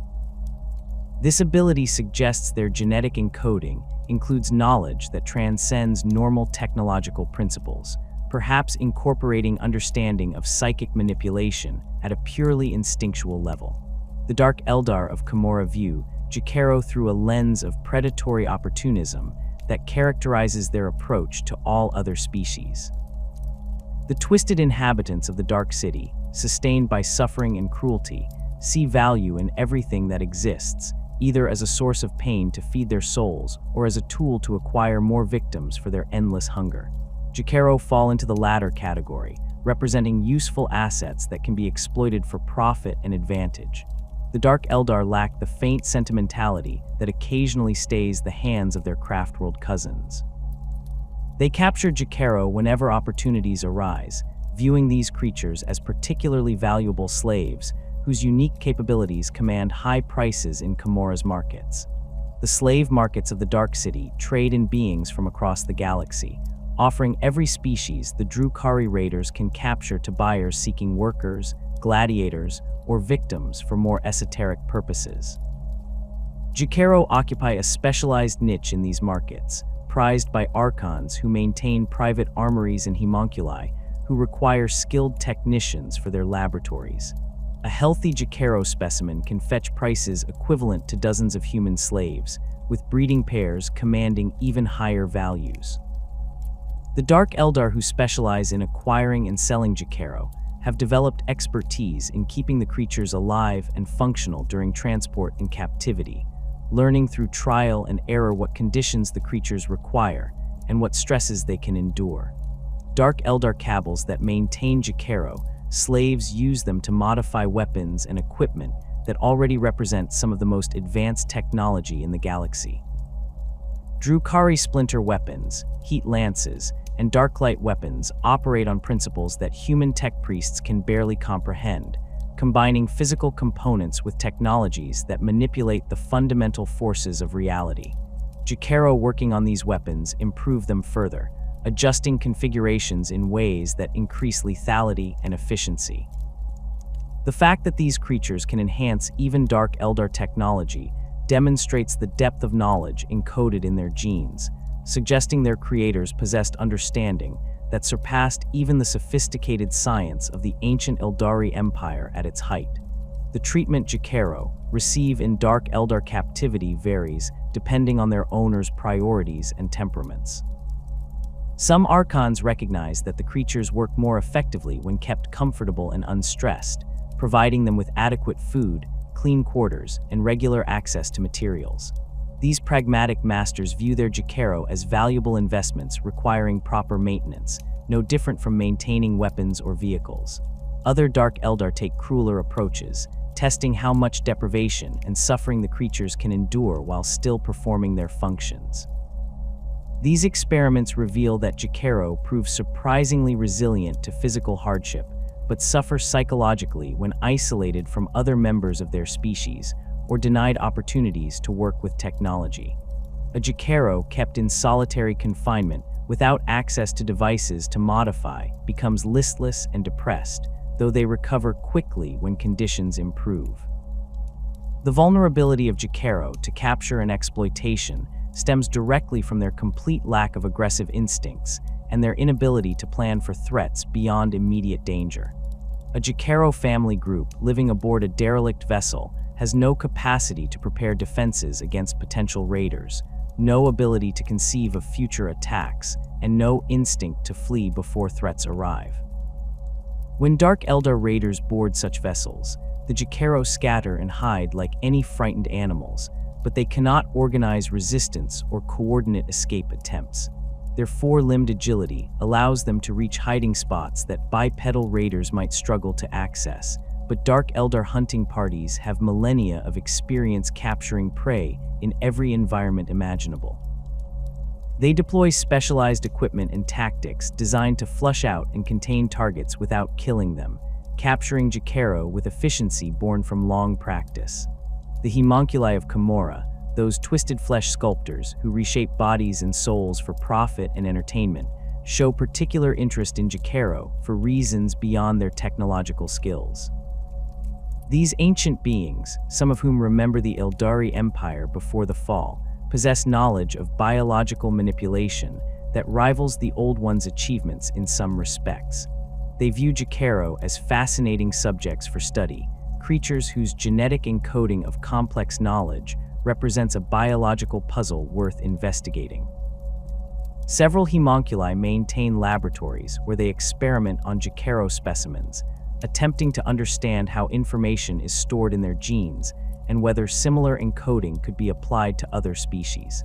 These experiments prove universally fatal to their subjects, but the homunculi care nothing for individual lives when knowledge can be gained from death. The results of these experiments remain closely guarded secrets, shared only among the homunculi themselves through their incomprehensible networks of obligation and trade. However, fragments of information that have reached Imperial authorities through captured Dark Eldar suggest the homunculi have confirmed that Jokaero genetic encoding operates through mechanisms that current Drukhari science cannot fully replicate. The Old One's biotechnology surpassed even what the homunculi can achieve, encoding not just instincts or physical traits, but actual knowledge and capability at a level that remains beyond the Dark Eldar's ability to reproduce. This confirmation frustrates the homunculi while simultaneously fascinating them, driving continued experimentation in hopes of eventually unlocking secrets that have remained hidden since the war in heaven. Criminal elements throughout the galaxy recognize the value of Jokaero and actively seek to acquire specimens for their own use or for sale to interested parties. Rogue traders operating beyond Imperial oversight sometimes engage in Jokaero trafficking, capturing or purchasing the creatures from those who discover them and transporting them to buyers willing to pay substantial prices. These transactions occur in the shadows of the Imperium's vast bureaucracy, in frontier systems where authority is weak and questions are rarely asked. The buyers range from minor nobles seeking advantages over their rivals to criminal syndicates that use Jokaero-modified weapons in their operations, to chaos cultists who see potential in corrupting these strange xenos to serve darker purposes. The various xenos mercenary groups and pirate bands that operate in the spaces between major powers also prize Jokaero when they can acquire them. Recruit mercenary kindreds, while primarily interested in consuming defeated enemies to absorb their genetic traits, recognize that Jokaero provide more value alive than dead. The Kroot lack sophisticated technology of their own, relying on weapons and equipment acquired from their employers or taken from enemies. A Jokaero kept by a Kroot kindred can maintain and improve this hodgepodge of equipment, giving the mercenaries significant advantages in the competitive market for their services. The Kroot treat Jokaero with pragmatic respect, providing adequate care in exchange for technical support, though they show no hesitation in abandoning the creatures if circumstances require it. Orc freebooters occasionally capture Jokaero during raids on human vessels or settlements, though the greenskins rarely understand what they have acquired. Most orcs view Jokaero as strange squigs or exotic pets, keeping them for amusement rather than recognizing their capabilities.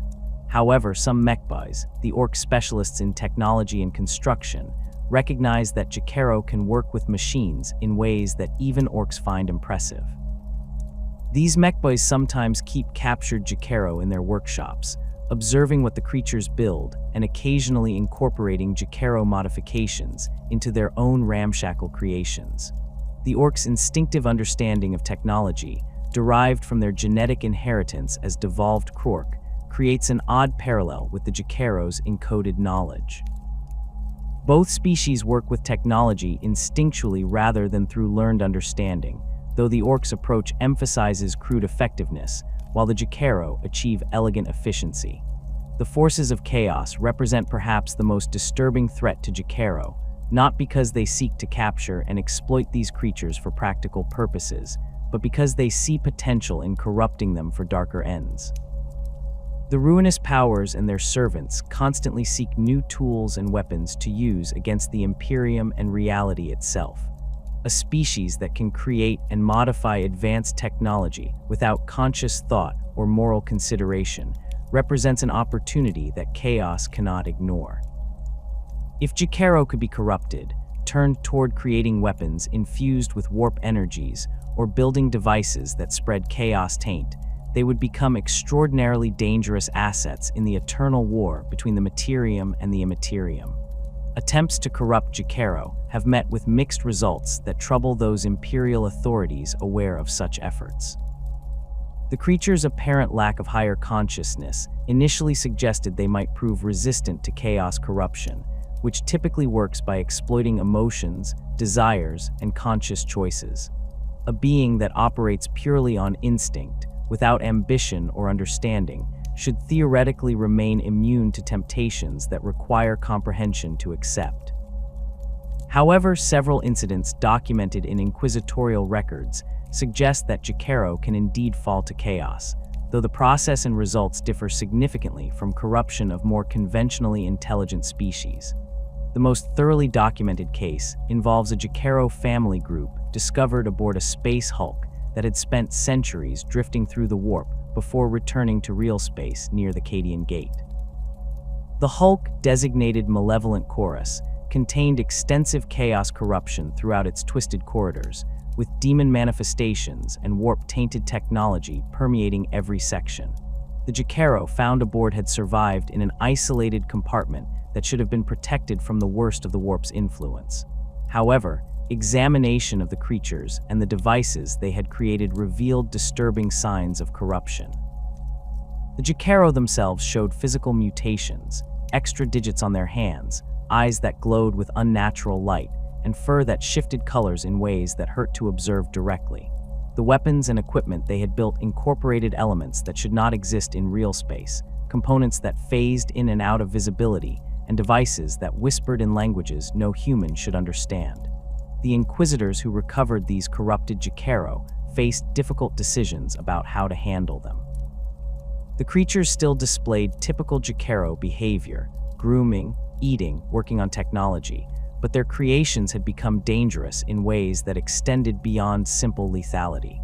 Weapons they modified would function normally for a time before manifesting warp-tainted effects, firing projectiles that screamed with demonic voices or generating energy fields that induced madness in those nearby. The Inquisition ultimately decided to terminate the corrupted specimens and destroy all technology they had created, judging the risk of studying them too great to justify potential knowledge gains. However, the incident proved that Jokaero could fall to chaos, raising concerns about what might happen if cultists or traitor forces deliberately sought to corrupt these creatures for their own purposes. The mechanisms of Jokaero corruption appear to operate differently from how chaos affects humans or other sentient species. Rather than tempting the creatures with promises of power or playing on their emotions and desires, warp exposure seems to directly alter their genetic encoding, corrupting the information written into their biology by the Old Ones. This corruption manifests as modifications to what the Jokaero instinctively know and create. A corrupted Jokaero still works on technology with the same unconscious competence as an uncorrupted specimen, but the results incorporate warp-tainted elements that should be impossible to create through purely physical means. The creatures show no awareness that anything has changed, continuing their simple behaviors while unknowingly serving as conduits for chaos influence through the devices they build. This vulnerability to corruption through genetic alteration rather than conscious choice makes Jokaero particularly dangerous when exposed to warp energies. Standard precautions against chaos corruption, faith, mental discipline, and awareness of temptation provide no protection for creatures that lack the consciousness to employ such defenses. A Jokaero exposed to warp energies simply becomes corrupted, their genetic encoding rewritten by forces they cannot comprehend or resist.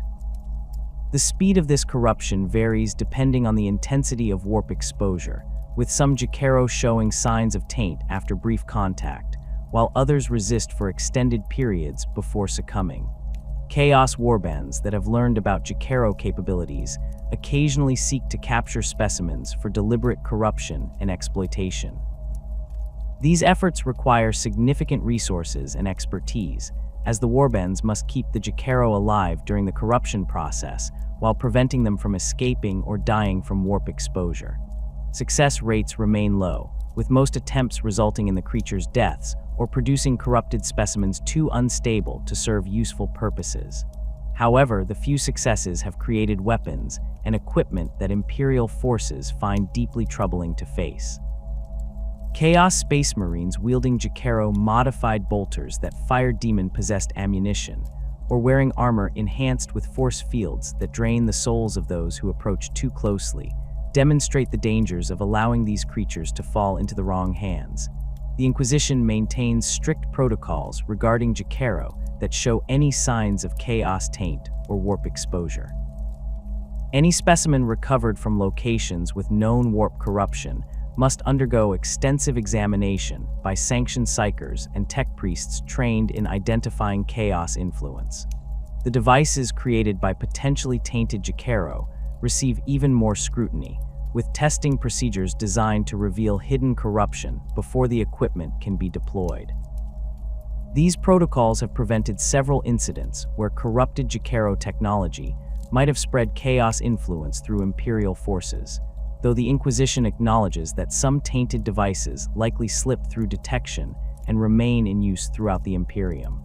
The value that various xenos species and criminal elements place on Jokaero creates a constant demand that drives capture and trafficking of these creatures across the galaxy. This trade exists in direct violation of Imperial law, but the vast scale of the Imperium and the limited resources available for enforcement mean that smugglers and traders can operate with relative impunity in frontier regions. The routes used for Jokaero trafficking often overlap with other illegal trades, weapons smuggling, narcotic distribution, and the movement of forbidden xenotech. Criminal organizations that specialize in one form of contraband frequently diversify into others, and Jokaero represent particularly valuable cargo that justifies the risks involved in their transport and sale. The modifications that Jokaero make to Imperial equipment represent some of the most sophisticated technological enhancements available outside of the Adeptus Mechanicus, most secretive Forge worlds. When an Inquisitor presents a standard bolter to a Jokaero, the creature examines it with those large, expressive eyes, turning the weapon over in its four hands, feeling the weight distribution, peering into the barrel and magazine well. The Jokaero makes no notes, takes no measurements, and shows no signs of planning. Instead, after this brief examination period that might last anywhere from minutes to hours, depending on some internal factor observers cannot identify, the creature simply begins working. Those dexterous fingers move with practiced certainty, disassembling components that Imperial artificers would approach with extreme caution, adjusting tolerances that standard manufacturing specifications consider optimal, and modifying systems in ways that should require extensive testing and calculation. The bolter that emerges from a Jokaero's attention functions measurably better than the original in virtually every metric Imperial tech priests use to evaluate weapon performance. The recoil reduction typically amounts to 15 to 20%, achieved through modifications to the barrel's internal structure and adjustments to the bolt acceleration mechanism that human artificers struggle to replicate even when examining the finished product. Accuracy improvements prove even more dramatic, with effective range increasing by up to 30% through changes to the barrel rifling and modifications to the targeting systems that somehow account for variables standard Imperial designs ignore. The magazine capacity often increases without making the weapon heavier or more cumbersome, as the Jokaero reconfigures internal spaces with efficiency that wastes nothing. Most remarkably, these improvements come without any apparent trade-offs. The modified bolter does not become more fragile, does not require more maintenance, and does not develop the quirks and temperamental behaviors that often plague custom weapons. Power armor modifications demonstrate even more impressive capabilities, as the Jokaero works with systems far more complex than simple projectile weapons.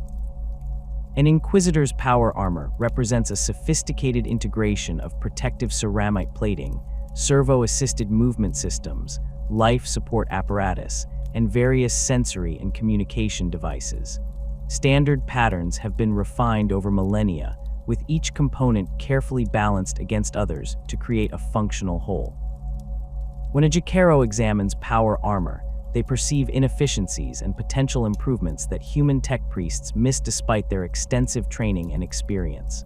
The creature might spend days working on a single suit, methodically adjusting servo response times, reconfiguring power distribution networks, and modifying the interface between armor sections to improve mobility without sacrificing protection. The results consistently exceed what Mechanicus artificers achieve through conventional methods. Servo motors respond faster and more smoothly, translating the wearer's movements with reduced lag that makes the armor feel lighter and more natural despite no actual weight reduction. Power cells last longer between recharges, sometimes by margins that approach 50%, achieved through efficiency improvements that tech priests cannot fully explain even after extensive analysis of the modified systems. The armor's machine spirit, that semi-aware presence that inhabits all sufficiently complex imperial technology, appears to accept these modifications without the resistance or malfunction that often occurs when tech priests attempt similar alterations. This compatibility suggests that Jokaero modifications work with the machine spirit rather than against it, respecting the technology's essential nature while optimizing its physical components. Force weapons present particular challenges that reveal the depth of Jokaero capabilities. These psychically attuned weapons channel a psyker's power through specially prepared materials, creating blades or staves that can cut through armor and flesh while simultaneously disrupting the target's soul. The creation and maintenance of force weapons requires extensive expertise, combining advanced metallurgy with psychic ritual and careful attention to the weapon's spiritual components. Human artificers who work on force weapons typically undergo decades of training, learning not just the physical craftsmanship, but also the prayers and rituals necessary to maintain the weapon's psychic resonance. Jokaero possess none of this training, show no evidence of psychic ability themselves, and demonstrate no understanding of the spiritual elements involved in force weapon construction. Yet they improve these weapons with the same casual competence they show working on mundane equipment. A Jokaero modifying a force sword adjusts the blade's molecular structure in ways that enhance its psychic conductivity, creating channels through the material that allow the wielder's power to flow more efficiently. They modify the grip and pommel to improve the weapon's balance and the user's connection to the blade's psychic matrix. They enhance the focusing elements that direct psychic energy, making adjustments measured in microns that produce significant improvements in the weapon's effectiveness. Tech priests who examine these modifications find them technically flawless but theoretically impossible. The Jokaero should not be able to perceive psychic resonance, should not understand how to enhance it, and certainly should not be able to work on these weapons without disrupting the delicate balance between physical and spiritual elements. Yet the modified force weapons function better than before, their wielders reporting enhanced power flow and improved control over the psychic energies channeled through the blades. The integration of xenotech principles into imperial technology without causing machine spirit corruption represents one of the most significant and controversial aspects of Jokaero modifications. The Adeptus Mechanicus maintains strict doctrines about acceptable technology based on standard template construct patterns and approved modifications descended from humanity's dark age of technology. Any deviation from these patterns risks angering the machine spirits that inhabit complex devices, potentially causing malfunctions or outright rebellion of the technology against its users. Tech priests spend years learning the proper rituals and prayers to appease machine spirits during even minor repairs or adjustments. They approach technology with reverence and caution, understanding that these semi-aware entities must be respected and honored to function properly. Jokaero ignore all of this completely. They perform no rituals, speak no prayers, and show no awareness that machine spirits exist. They treat imperial technology as purely physical systems to be optimized through mechanical and electronic adjustments.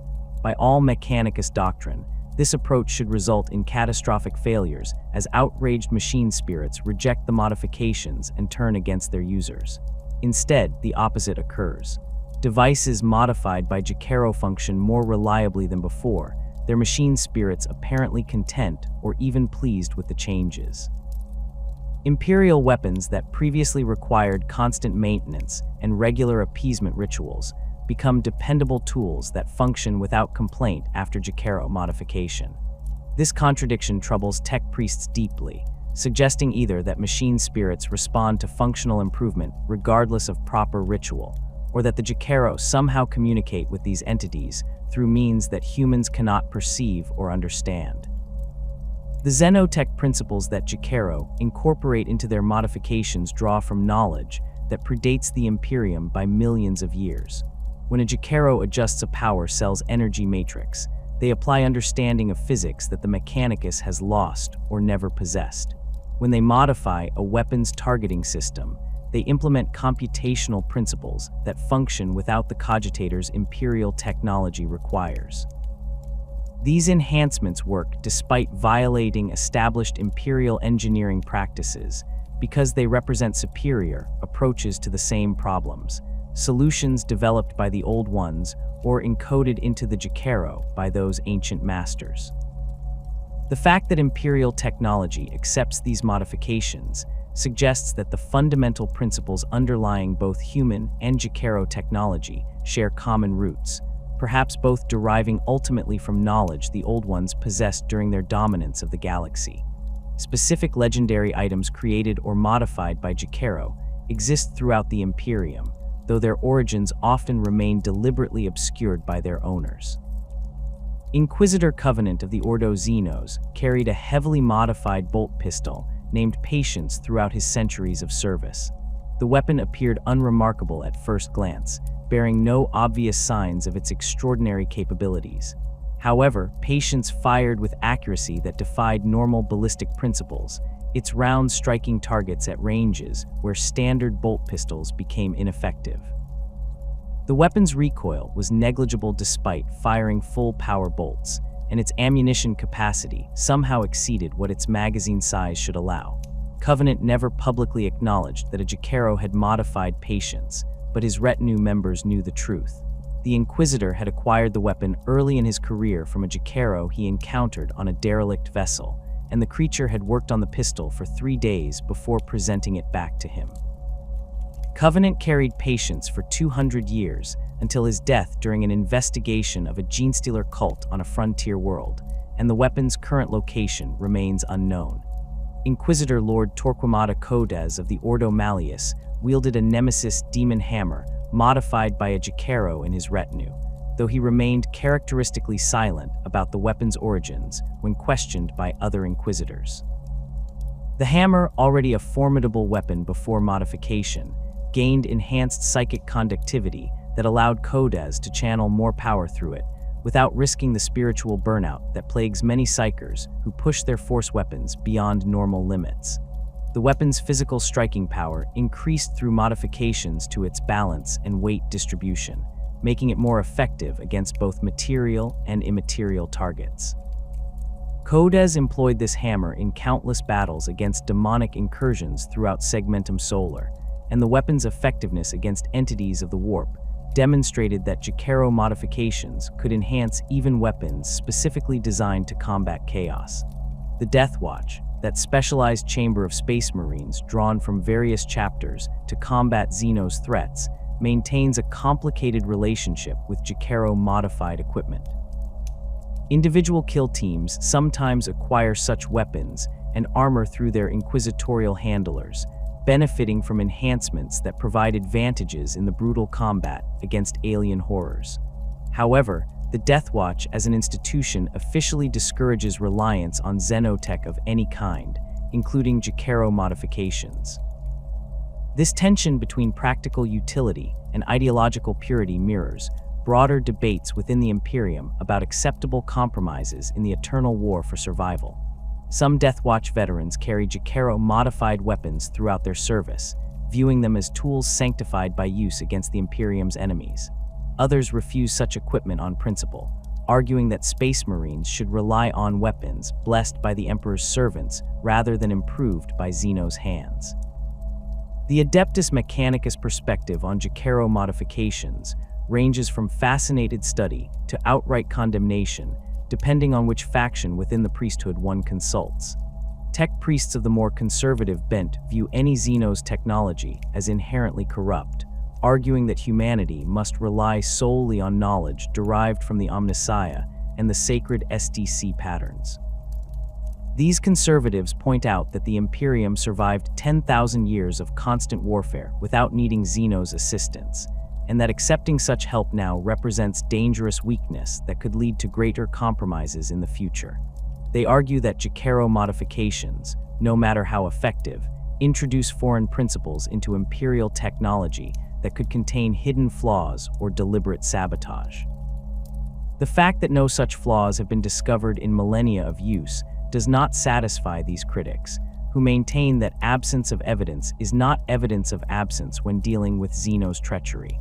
More radical tech priests, particularly those associated with the explorator fleets that venture beyond imperial borders in search of lost knowledge, take a different view.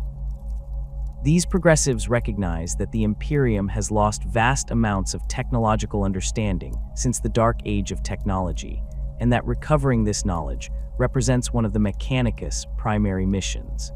If the Jokaero possess information encoded by the Old Ones, studying their modifications could provide insights into principles that humanity once knew but has forgotten. These tech priests carefully examine Jokaero-modified equipment, attempting to understand the underlying theories that make the improvements work. They document the changes, test the modified devices extensively, and try to replicate the enhancements using standard Imperial manufacturing techniques. Success rates remain low, as the Jokaero achieve levels of precision and integration that Imperial facilities cannot match, but each attempt advances understanding incrementally. The tech heresy implications of employing or studying Jokaero modifications occupy significant attention in Mechanicus theological debates. The cult Mechanicus teaches that all knowledge flows from the Omnissiah, that technology represents divine truth made manifest in physical form. Accepting that xenos creatures possess superior technological knowledge challenges this fundamental doctrine, suggesting either that the Omnissiah's gifts to humanity remain incomplete, or that other sources of technological truth exist independent of the machine god. Neither conclusion sits comfortably with orthodox Mechanicus theology. Some tech priests resolve this contradiction by arguing that the Jokaero's knowledge ultimately derives from human sources, encoded into them by the Old Ones who may have studied human Dark Age technology. Others suggest that the Omnissiah works through all forms, including xenos, when necessary to advance humanity's understanding. Still others simply ignore the theological problems and focus on practical applications, leaving abstract debates to their more philosophically inclined brothers. The question of whether Jokaero modifications constitute tech heresy has never been definitively resolved by the Fabricator General or the ruling councils of Mars. Different Forge worlds maintain different policies, with some explicitly forbidding any study of Jokaero work, while others quietly encourage it within secure research facilities. This lack of unified doctrine allows individual tech priests significant latitude in how they approach the issue, though they must remain mindful of their superiors' views and the political consequences of being too openly supportive of xenos technology. Tech priests assigned to inquisitorial retinues find themselves in particularly difficult positions, as their duties often require them to work with Jokaero-modified equipment while maintaining their standing within the Mechanicus hierarchy. These tech priests develop expertise in explaining away the origins of suspiciously effective equipment, attributing improvements to recovered SDC fragments or ancient manufacturing techniques, rather than acknowledging xenos' involvement. The digital weapons that Jokaero create represent their most distinctive contribution to Imperial arsenals, small enough to conceal yet powerful enough to serve as primary armaments in desperate situations. Inquisitors particularly value these weapons for their combination of discretion and lethality, allowing them to remain armed even in situations where carrying obvious weapons would prove impossible or inadvisable. A digital laser ring allows an inquisitor to attend formal functions at noble courts or diplomatic meetings with hostile xenos, while maintaining the ability to defend themselves if circumstances turn violent. The weapons fire with minimal sound and no visible muzzle flash, making them ideal for assassinations or covert operations where drawing attention would compromise the mission. The craftsmanship evident in Jokaero digital weapons exceeds anything human artificers produce at similar scales. Each component fits perfectly with its neighbors, tolerances measured in angstroms rather than millimeters. The power cells contain energy densities that should be physically impossible given their size, yet they function reliably through hundreds of discharge cycles. The focusing crystals in digital LAS weapons show molecular alignment that would require manufacturing facilities the size of buildings to achieve using imperial technology. Yet a single Jokaero creates these marvels alone, working with simple tools in conditions that would horrify Mechanicus quality control inspectors.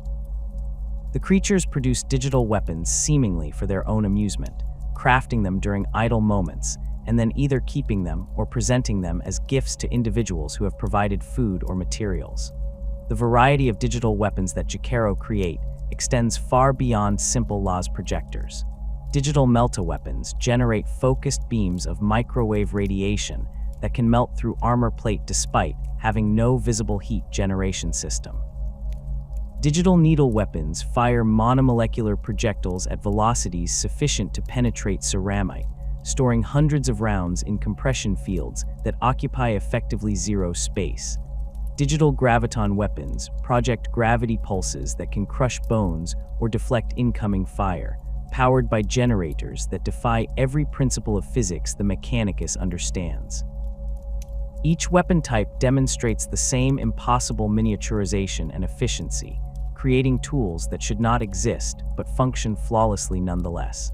The prevailing theory regarding Jokaero origins centers on the Old Ones, those enigmatic beings who dominated the galaxy millions of years before humanity's emergence and whose biotechnological mastery remains unmatched by any subsequent civilization.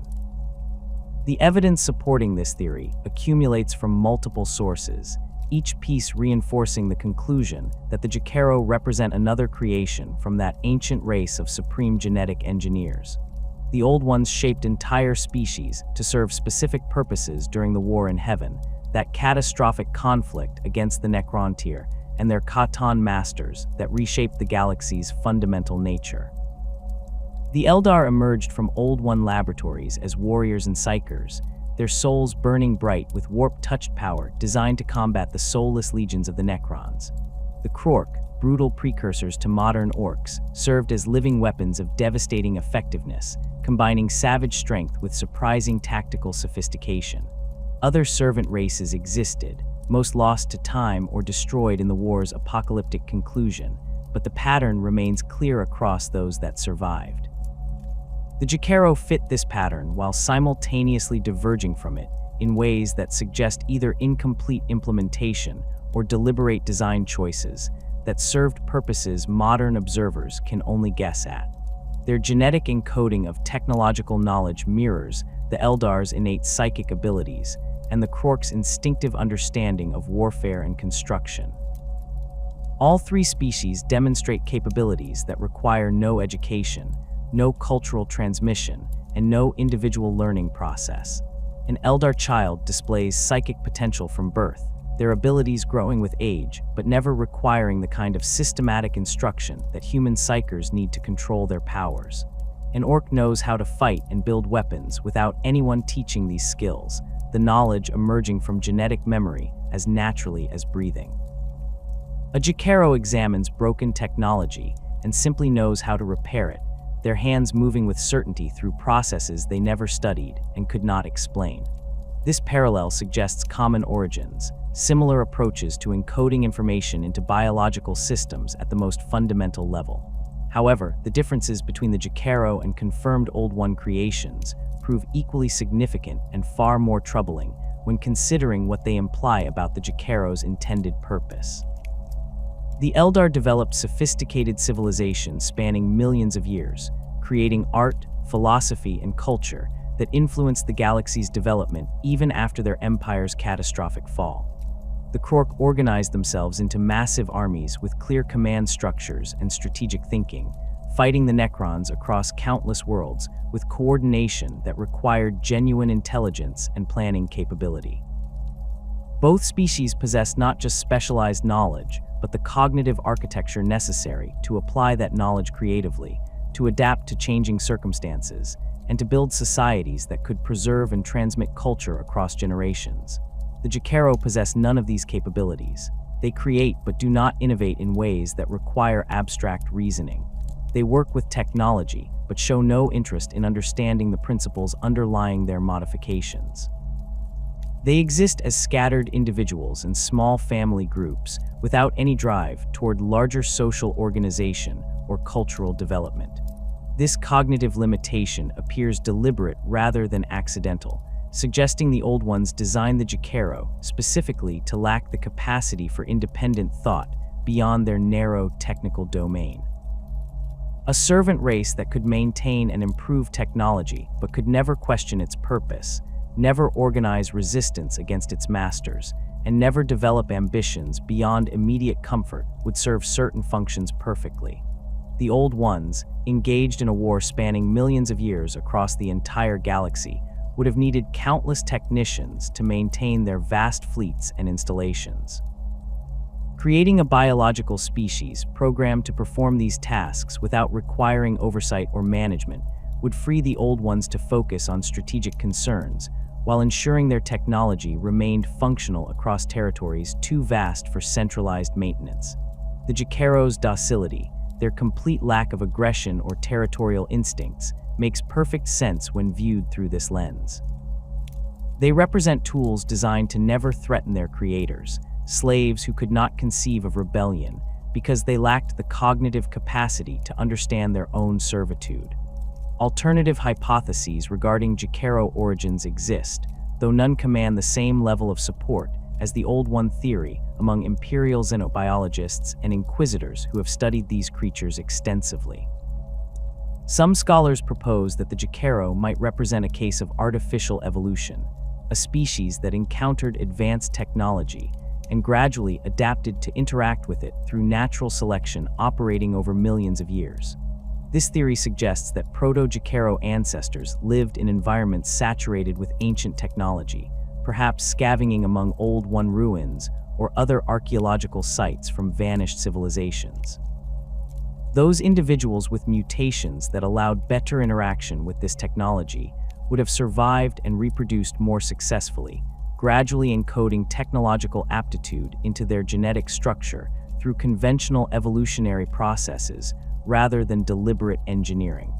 The artificial evolution hypothesis faces significant challenges when examined against available evidence. Natural selection typically produces generalists capable of adapting to various challenges, not specialists who excel in one domain while remaining helpless in others. Evolution also requires time measured in millions of generations to produce complex adaptations, and the mechanisms by which random mutation could encode specific technological knowledge rather than general problem-solving ability remain unclear. Most damning, the precision and sophistication of Jokaero capabilities suggest intentional design rather than the incremental improvements that characterize evolutionary development. A species that evolved to interact with technology would likely show variation in ability across individuals, with some possessing greater aptitude than others, as natural variation produces the raw material for selection to act upon.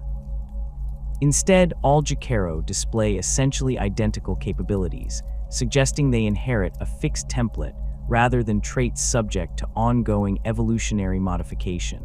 The possibility of Necrontyr engineering represents another alternative hypothesis, though one that finds even less support than artificial evolution among serious scholars.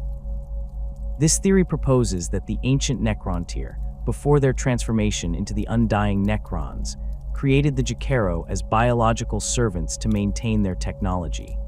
The Necrontyr possessed sophisticated science and engineering capabilities before their pact with the Khatan developing technology that could extend their tragically short lifespans and wage war against the old ones across the galaxy.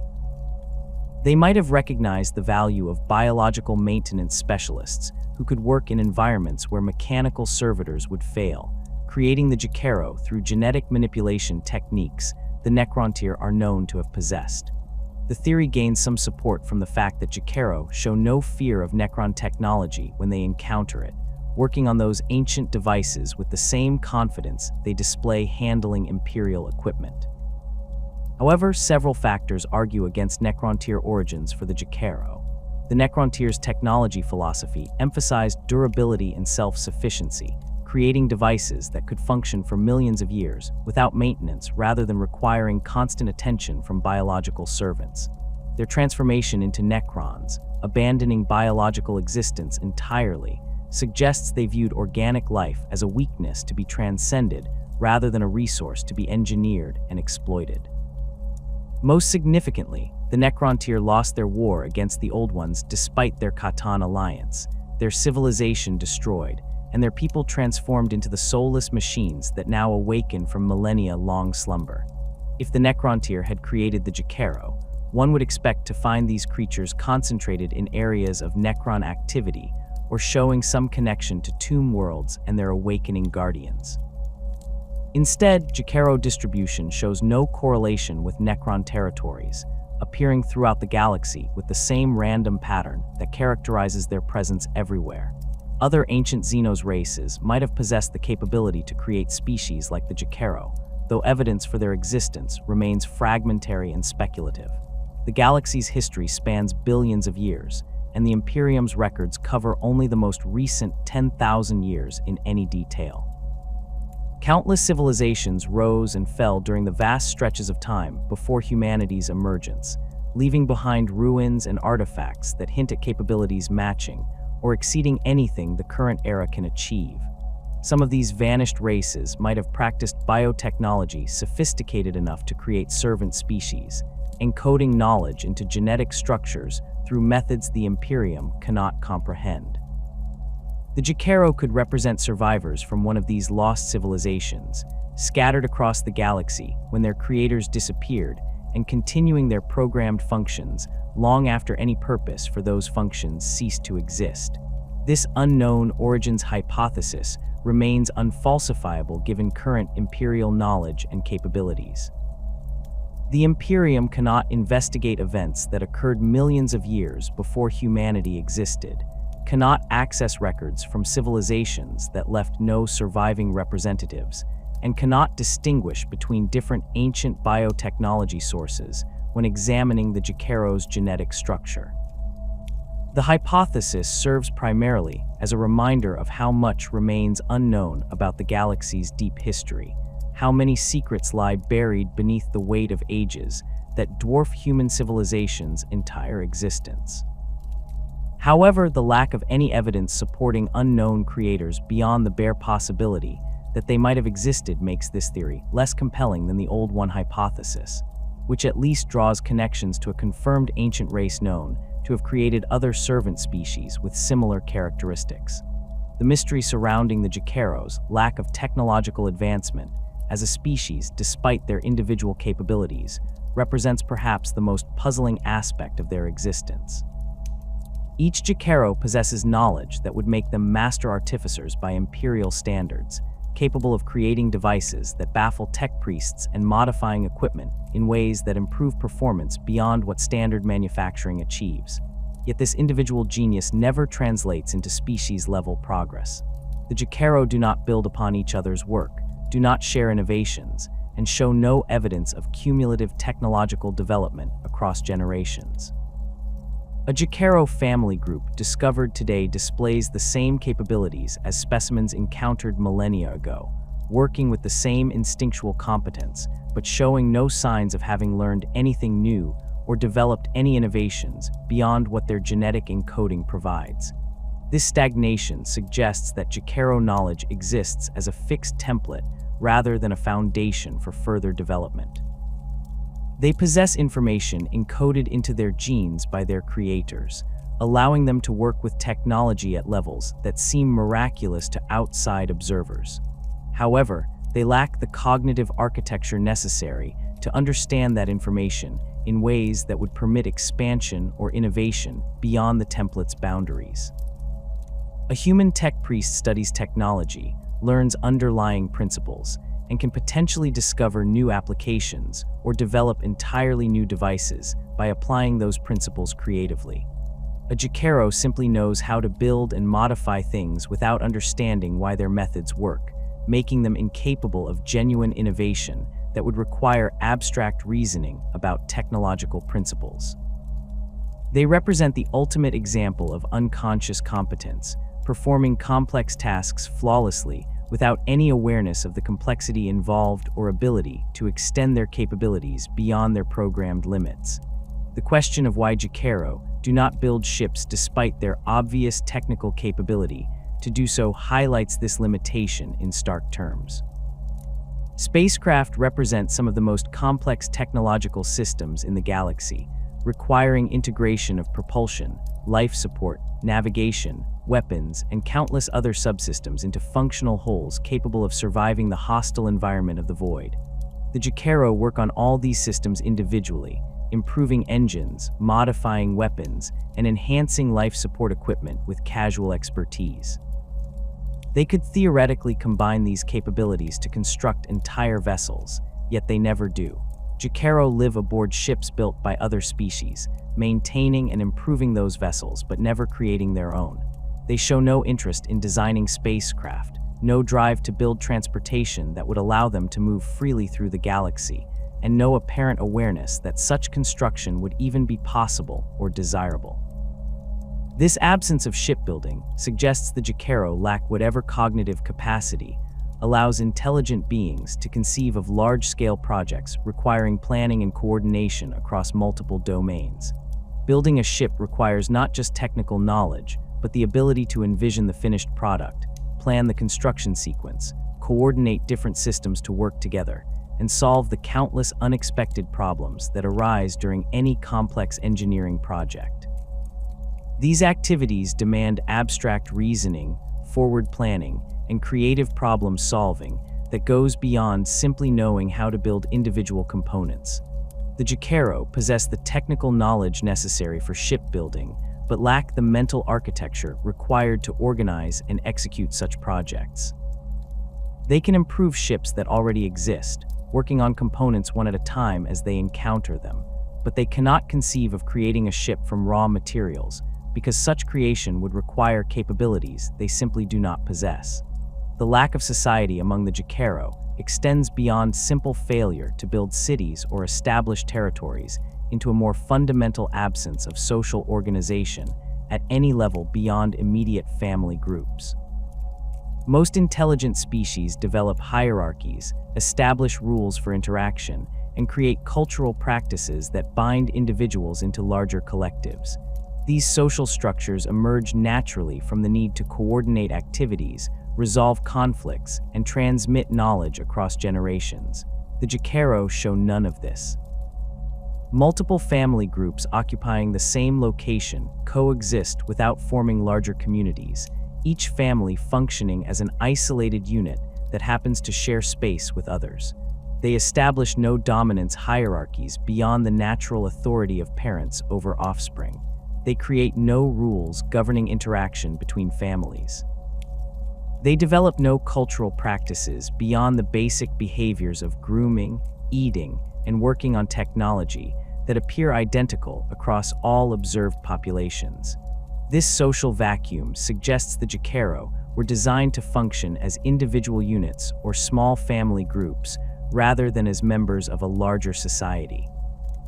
Their creators, presumably the Old Ones, would have had good reasons to prevent their servant race from developing social organization that could facilitate coordination against their masters. A species that cannot form societies larger than immediate family groups cannot organize rebellions, cannot coordinate resistance across multiple locations, and cannot develop the kind of collective identity that might lead them to question their purpose or seek independence.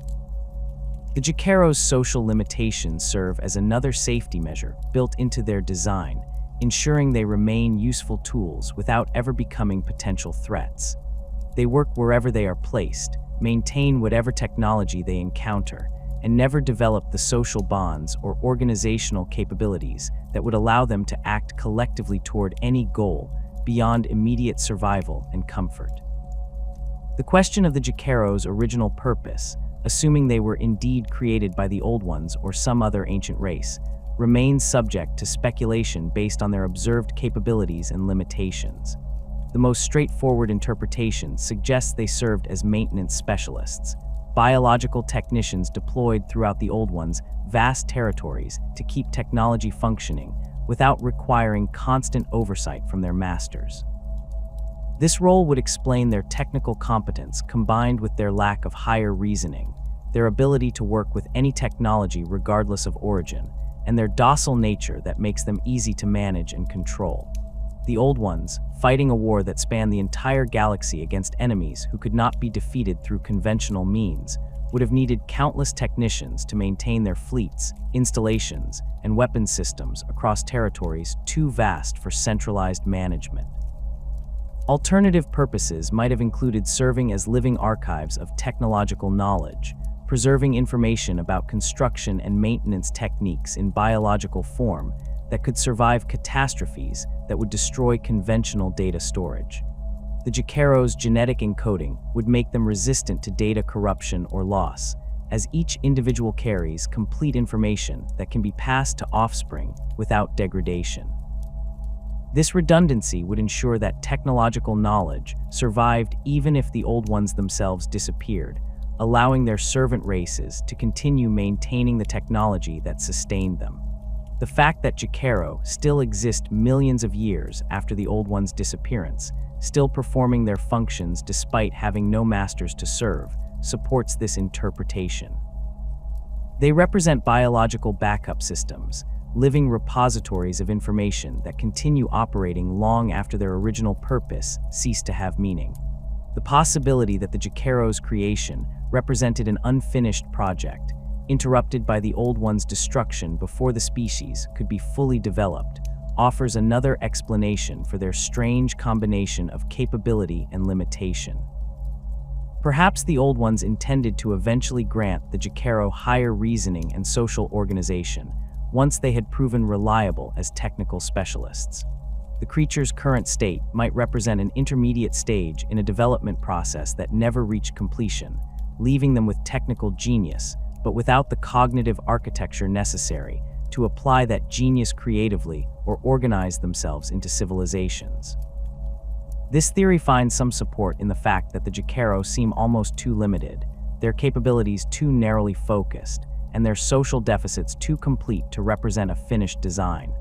A species deliberately created to serve specific functions would likely receive at least basic social instincts to facilitate coordination and communication with their masters, yet the Jokaero lack even this minimal social capability. The unanswered questions surrounding the Jokaero extend beyond their origins and purpose into practical mysteries about their current existence and future prospects. Why do they continue performing their functions millions of years after their creators disappeared? What drives them to work on technology when they gain no apparent benefit from these activities beyond the satisfaction of completing tasks? Do they possess any awareness of their own history or origins, buried somewhere in their genetic memory but inaccessible to conscious thought? Can they evolve or develop new capabilities over time, or does their genetic encoding fix them permanently in their current state? These questions remain unanswered despite millennia of imperial observation and study, the Jokaero keeping their secrets not through deliberate concealment, but through their inability to communicate anything beyond immediate needs and reactions. The mystery of whether the Jokaero could theoretically be uplifted or enhanced to possess greater cognitive capabilities troubles some imperial scholars who consider the ethical implications of creating a servant race with such deliberate limitations. If the Jokaero's lack of higher reasoning results from genetic restrictions rather than natural inability, removing those restrictions might grant them consciousness and self-awareness comparable to other intelligent species. However, such modifications would require biotechnology far beyond anything the Imperium possesses, and the ethical questions surrounding whether humanity has the right to fundamentally alter another species' nature remain unresolved.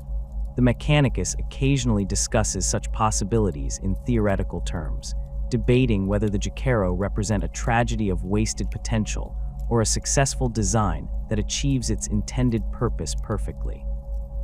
These debates reach no conclusions, serving primarily as intellectual exercises rather than practical considerations, given the Imperium's inability to modify the Jokaero's genetic structure, even if consensus emerged that such modification would be desirable. The scattered distribution of Jokaero across the galaxy, their lack of homeworld or core territories, and their apparent inability to organize or coordinate across distances all point toward a species that exists in a state of permanent diaspora. They survive wherever they find themselves, maintaining technology in whatever location they occupy, but they never attempt to reunite or establish new territories. This behavior suggests either that they were always intended to function as scattered individuals rather than as a unified species, or that whatever catastrophe separated them also destroyed whatever instincts or capabilities they might have possessed for finding each other and coordinating activities.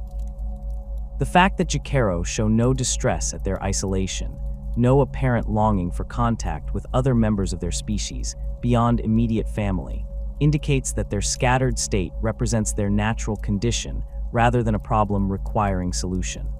The current imperial policy toward Jokaero exists in a state of deliberate ambiguity that reflects the Imperium's broader contradictions between ideological purity and practical necessity. The official stance, as articulated in countless imperial decrees and ecclesiarchy pronouncements, maintains absolute prohibition against xenos collaboration of any kind. The Imperium stands as humanity's bulwark against alien threats, its strength derived from unwavering commitment to human supremacy and the Emperor's vision of a galaxy dominated by mankind alone. By this doctrine, all xenos represent threats to be eliminated, or, at minimum, isolated from human populations. The Jokaero, despite their apparent docility and useful capabilities, fall under this prohibition as completely as the orcs, tyranids, or any other alien species that infests the galaxy. Any imperial citizen who harbors, employs, or trades in Jokaero risks execution for xenophilia and collaboration with the alien. The practical reality diverges sharply from this official position, creating space for the kind of selective enforcement that characterizes much of imperial governance across its vast territories. The Inquisition, empowered to take any action necessary to protect humanity from its enemies, maintains the authority to work with xenos when such collaboration serves the Imperium's interests. This mandate, deliberately vague in its boundaries and application, allows individual inquisitors significant latitude in deciding when employing Jokaero crosses from pragmatic utility into heretical collaboration. Conservative factions within the Inquisition argue for strict interpretation, permitting xenos contact only in the most extreme circumstances when no human alternative exists.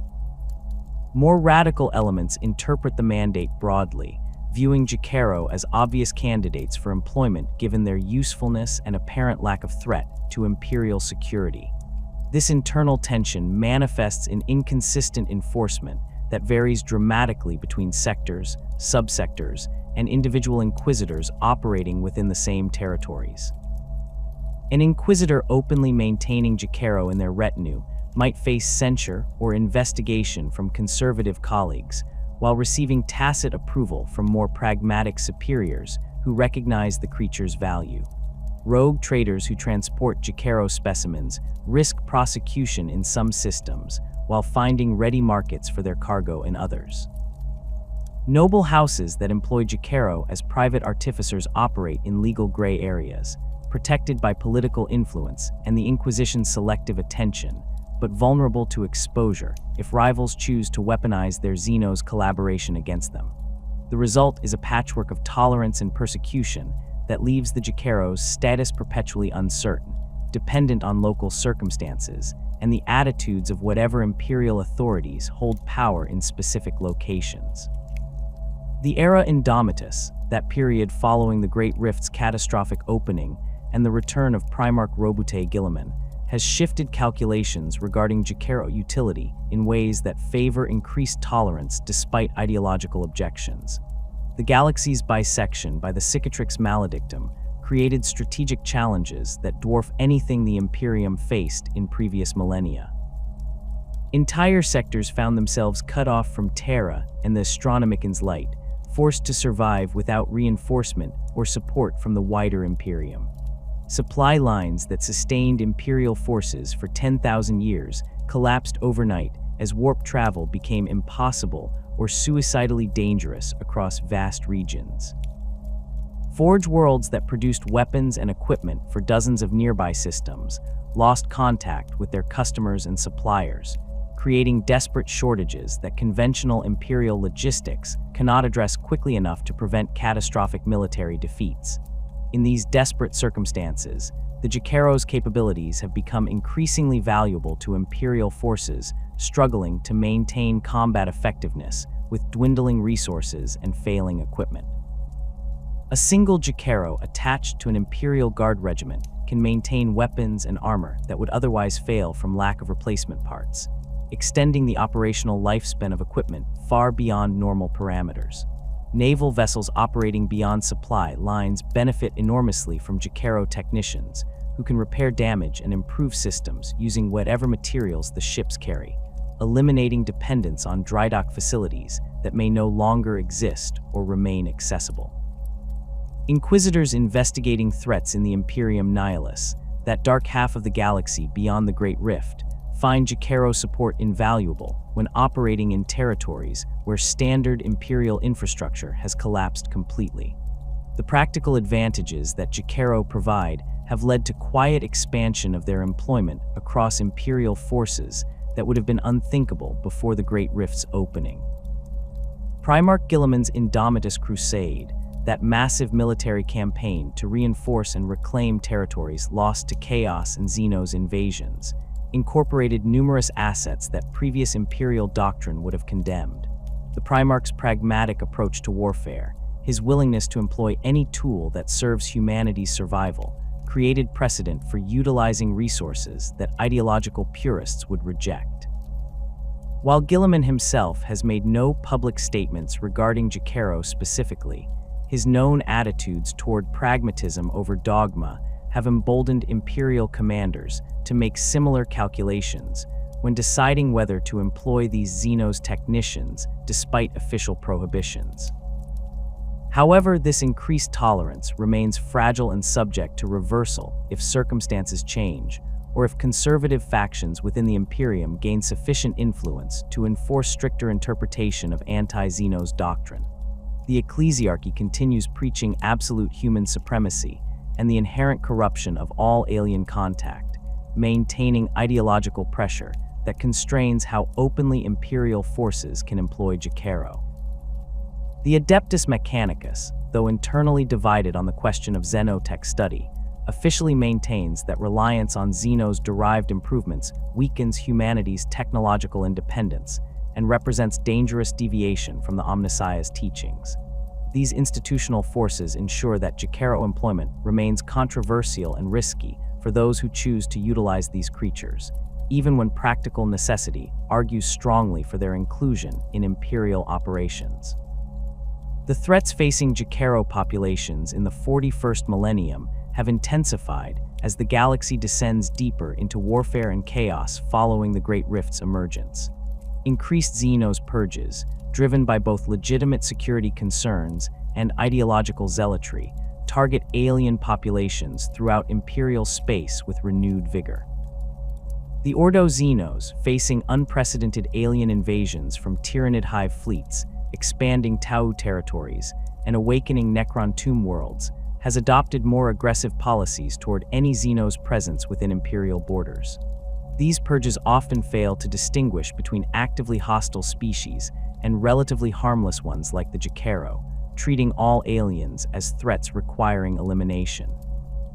Imperial Guard regiments tasked with clearing xenos from reclaimed territories sometimes encounter Jokaero living in ruins or aboard derelict vessels, and standard operating procedures call for their destruction, along with any other alien life forms discovered during sweep operations. The scattered nature of Jokaero populations makes them particularly vulnerable to these systematic purges. Unlike species that maintain homeworlds or core territories that can be defended, the Jokaero exist as isolated family groups spread throughout the galaxy without any coordination or mutual support. When Imperial forces discover and eliminate a Jokaero family, no other members of the species become aware of the threat or take defensive measures. Each group faces danger independently, unable to warn others or organize any form of collective response. This vulnerability means that aggressive purge policies could theoretically eliminate significant portions of the Jokaero population, without the species, as a whole, showing any reaction or adaptation to the increased threat level. Chaos incursions pose different but equally severe dangers to Jokaero populations caught in territories overrun by the forces of the ruinous powers. The creature's inability to recognize or flee from chaos corruption before it manifests physically makes them easy prey for cultists and traitor forces seeking to capture useful assets. Chaos warbands that have learned about Jokaero capabilities actively hunt for specimens they can corrupt and exploit, viewing these creatures as valuable tools for creating warp-tainted weapons and equipment. The process of chaos corruption affects Jokaero differently than more conventionally intelligent species, working through their genetic encoding rather than their conscious minds, but the results prove equally damaging. Corrupted Jokaero continue working on technology with their characteristic competence while unknowingly incorporating demonic elements and warp-touched components that spread chaos influence through the devices they create. The documented cases of corrupted Jokaero remain relatively rare, suggesting either that these creatures possess some natural resistance to warp influence, or that most specimens exposed to sufficient chaos energies simply die rather than becoming corrupted tools. However, each confirmed case demonstrates the severe threat that corrupted Jokaero represent to Imperial forces. Weapons and equipment modified by warp-tainted specimens appear normal initially, passing standard inspection and testing protocols, only to manifest their true nature during critical moments when their users depend on them most. A bolter that fires demon-possessed rounds, armor that slowly corrupts its wearer's soul, or force fields that drain life energy from nearby allies, these represent the kinds of nightmares that corrupted Jokaero can create, making them priority targets for destruction whenever discovered by Imperial authorities. Exploitation by various criminal elements and xenos species represents an ongoing threat that operates below the level of major military campaigns, but affects Jokaero populations throughout the galaxy. The trade in Jokaero specimens continues despite official prohibitions, with criminal syndicates and unscrupulous rogue traders maintaining networks for capturing, transporting, and selling these creatures to interested buyers. This trade treats Jokaero as commodities rather than living beings, confining them in inadequate conditions during transport, and selling them to buyers who may abuse or neglect them once the novelty of ownership fades. The creature's docile nature and inability to resist or escape captivity makes them ideal targets for this exploitation, as they accept whatever circumstances they find themselves in without attempting rebellion or coordinated resistance. Dark Eldar raids on Imperial and other species territories sometimes capture Jokaero along with other valuable slaves, transporting them to Camorra for sale in that Dark City's markets. The Drukhari view Jokaero as particularly valuable slaves whose technical skills command premium prices from archons and homunculi seeking to enhance their arsenals and laboratories. Treatment of Jokaero in Dark Eldar captivity ranges from pragmatic maintenance of useful assets to deliberate cruelty inflicted for the captor's amusement, with the creatures having no recourse or hope of rescue once taken into Camorra's twisted depths. Some Jokaero survive decades in Dark Eldar service, maintaining weapons and equipment for their captors while enduring conditions that would break most species' spirits. Others perish quickly, unable to adapt to the psychological stress of captivity among beings whose casual cruelty makes death preferable to continued existence. The uncertain future facing the Jokaero species reflects broader questions about what survives in a galaxy descending into unprecedented chaos and warfare. Their scattered populations, lack of coordination, and complete dependence on other species' tolerance for their continued existence makes them vulnerable to extinction through either deliberate purges or simple neglect as the Imperium focuses resources on more immediate threats. The creatures possess no means of advocating for their own survival, no ability to negotiate for protection or sanctuary, and no capacity to flee to safe territories beyond Imperial reach. They exist at the mercy of forces they cannot comprehend, their fate dependent entirely on whether the Imperium and other galactic powers judge them more valuable alive than dead. Yet the Jokaero's very existence suggests remarkable resilience that has allowed them to survive for millions of years despite these vulnerabilities. They endured the war in heaven that destroyed their presumed creators, persisted through the fall of the Eldar that reshaped the galaxy's psychic landscape, and continued functioning throughout humanity's rise and the Imperium's 10,000-year history.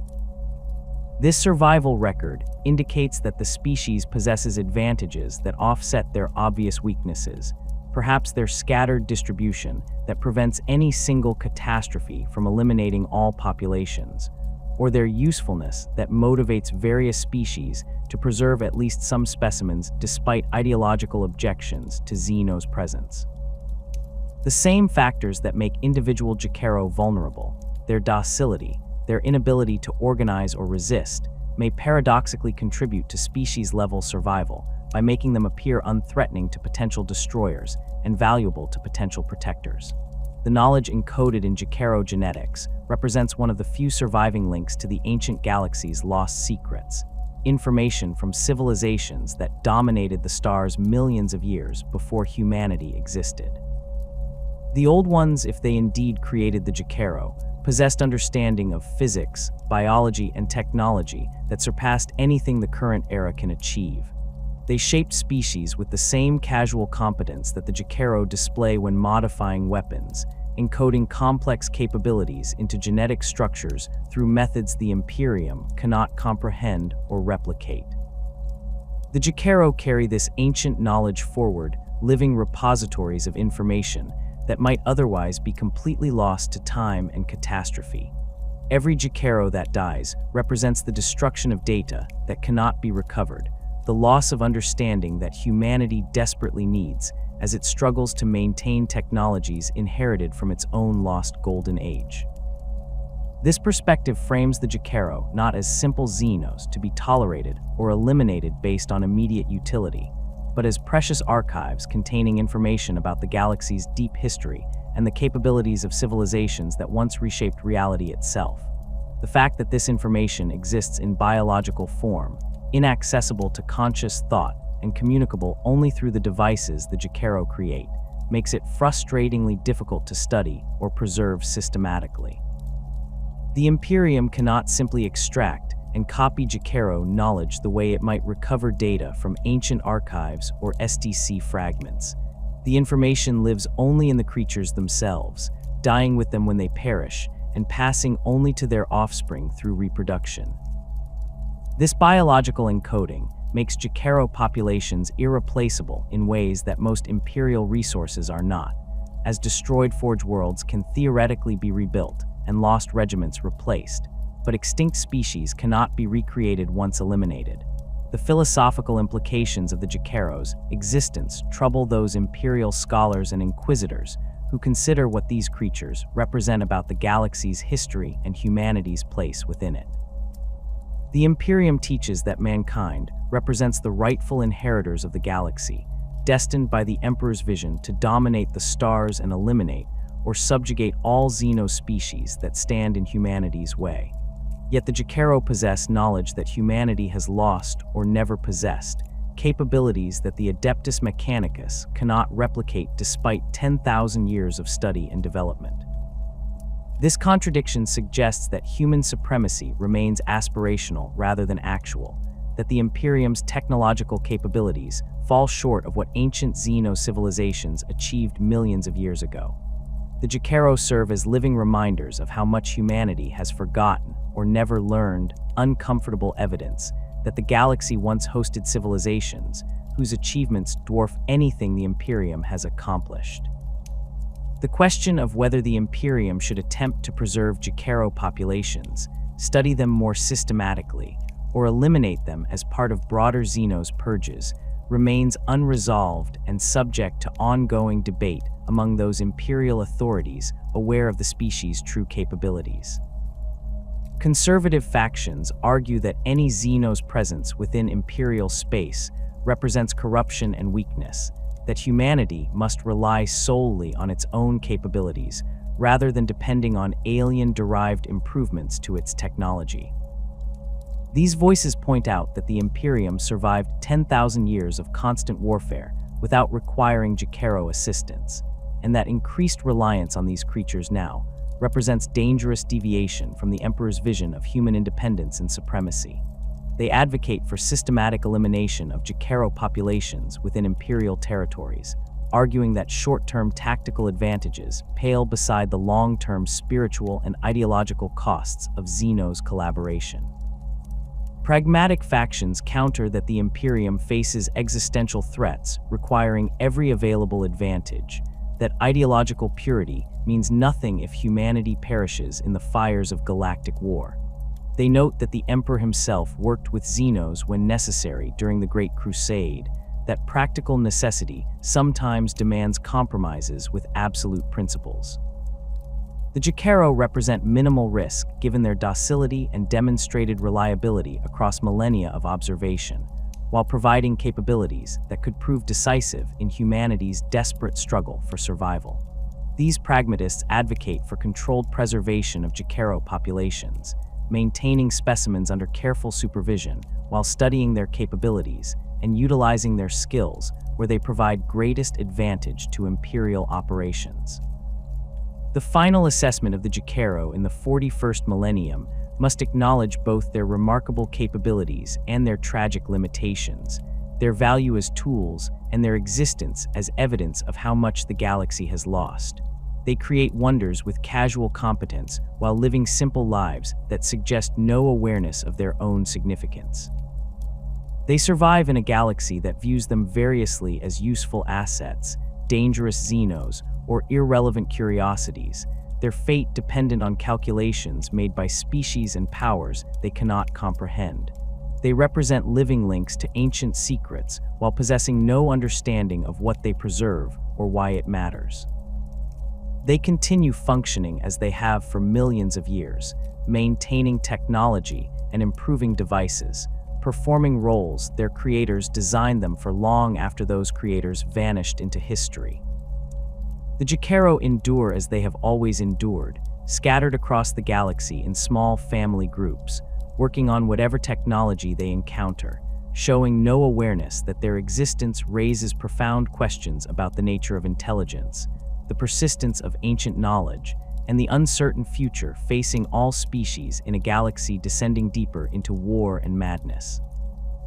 They neither know nor care that imperial scholars debate their origins and purpose, that inquisitors argue about whether to preserve or eliminate them, that their genetic encoding contains secrets that might reshape humanity's understanding of technology and biology.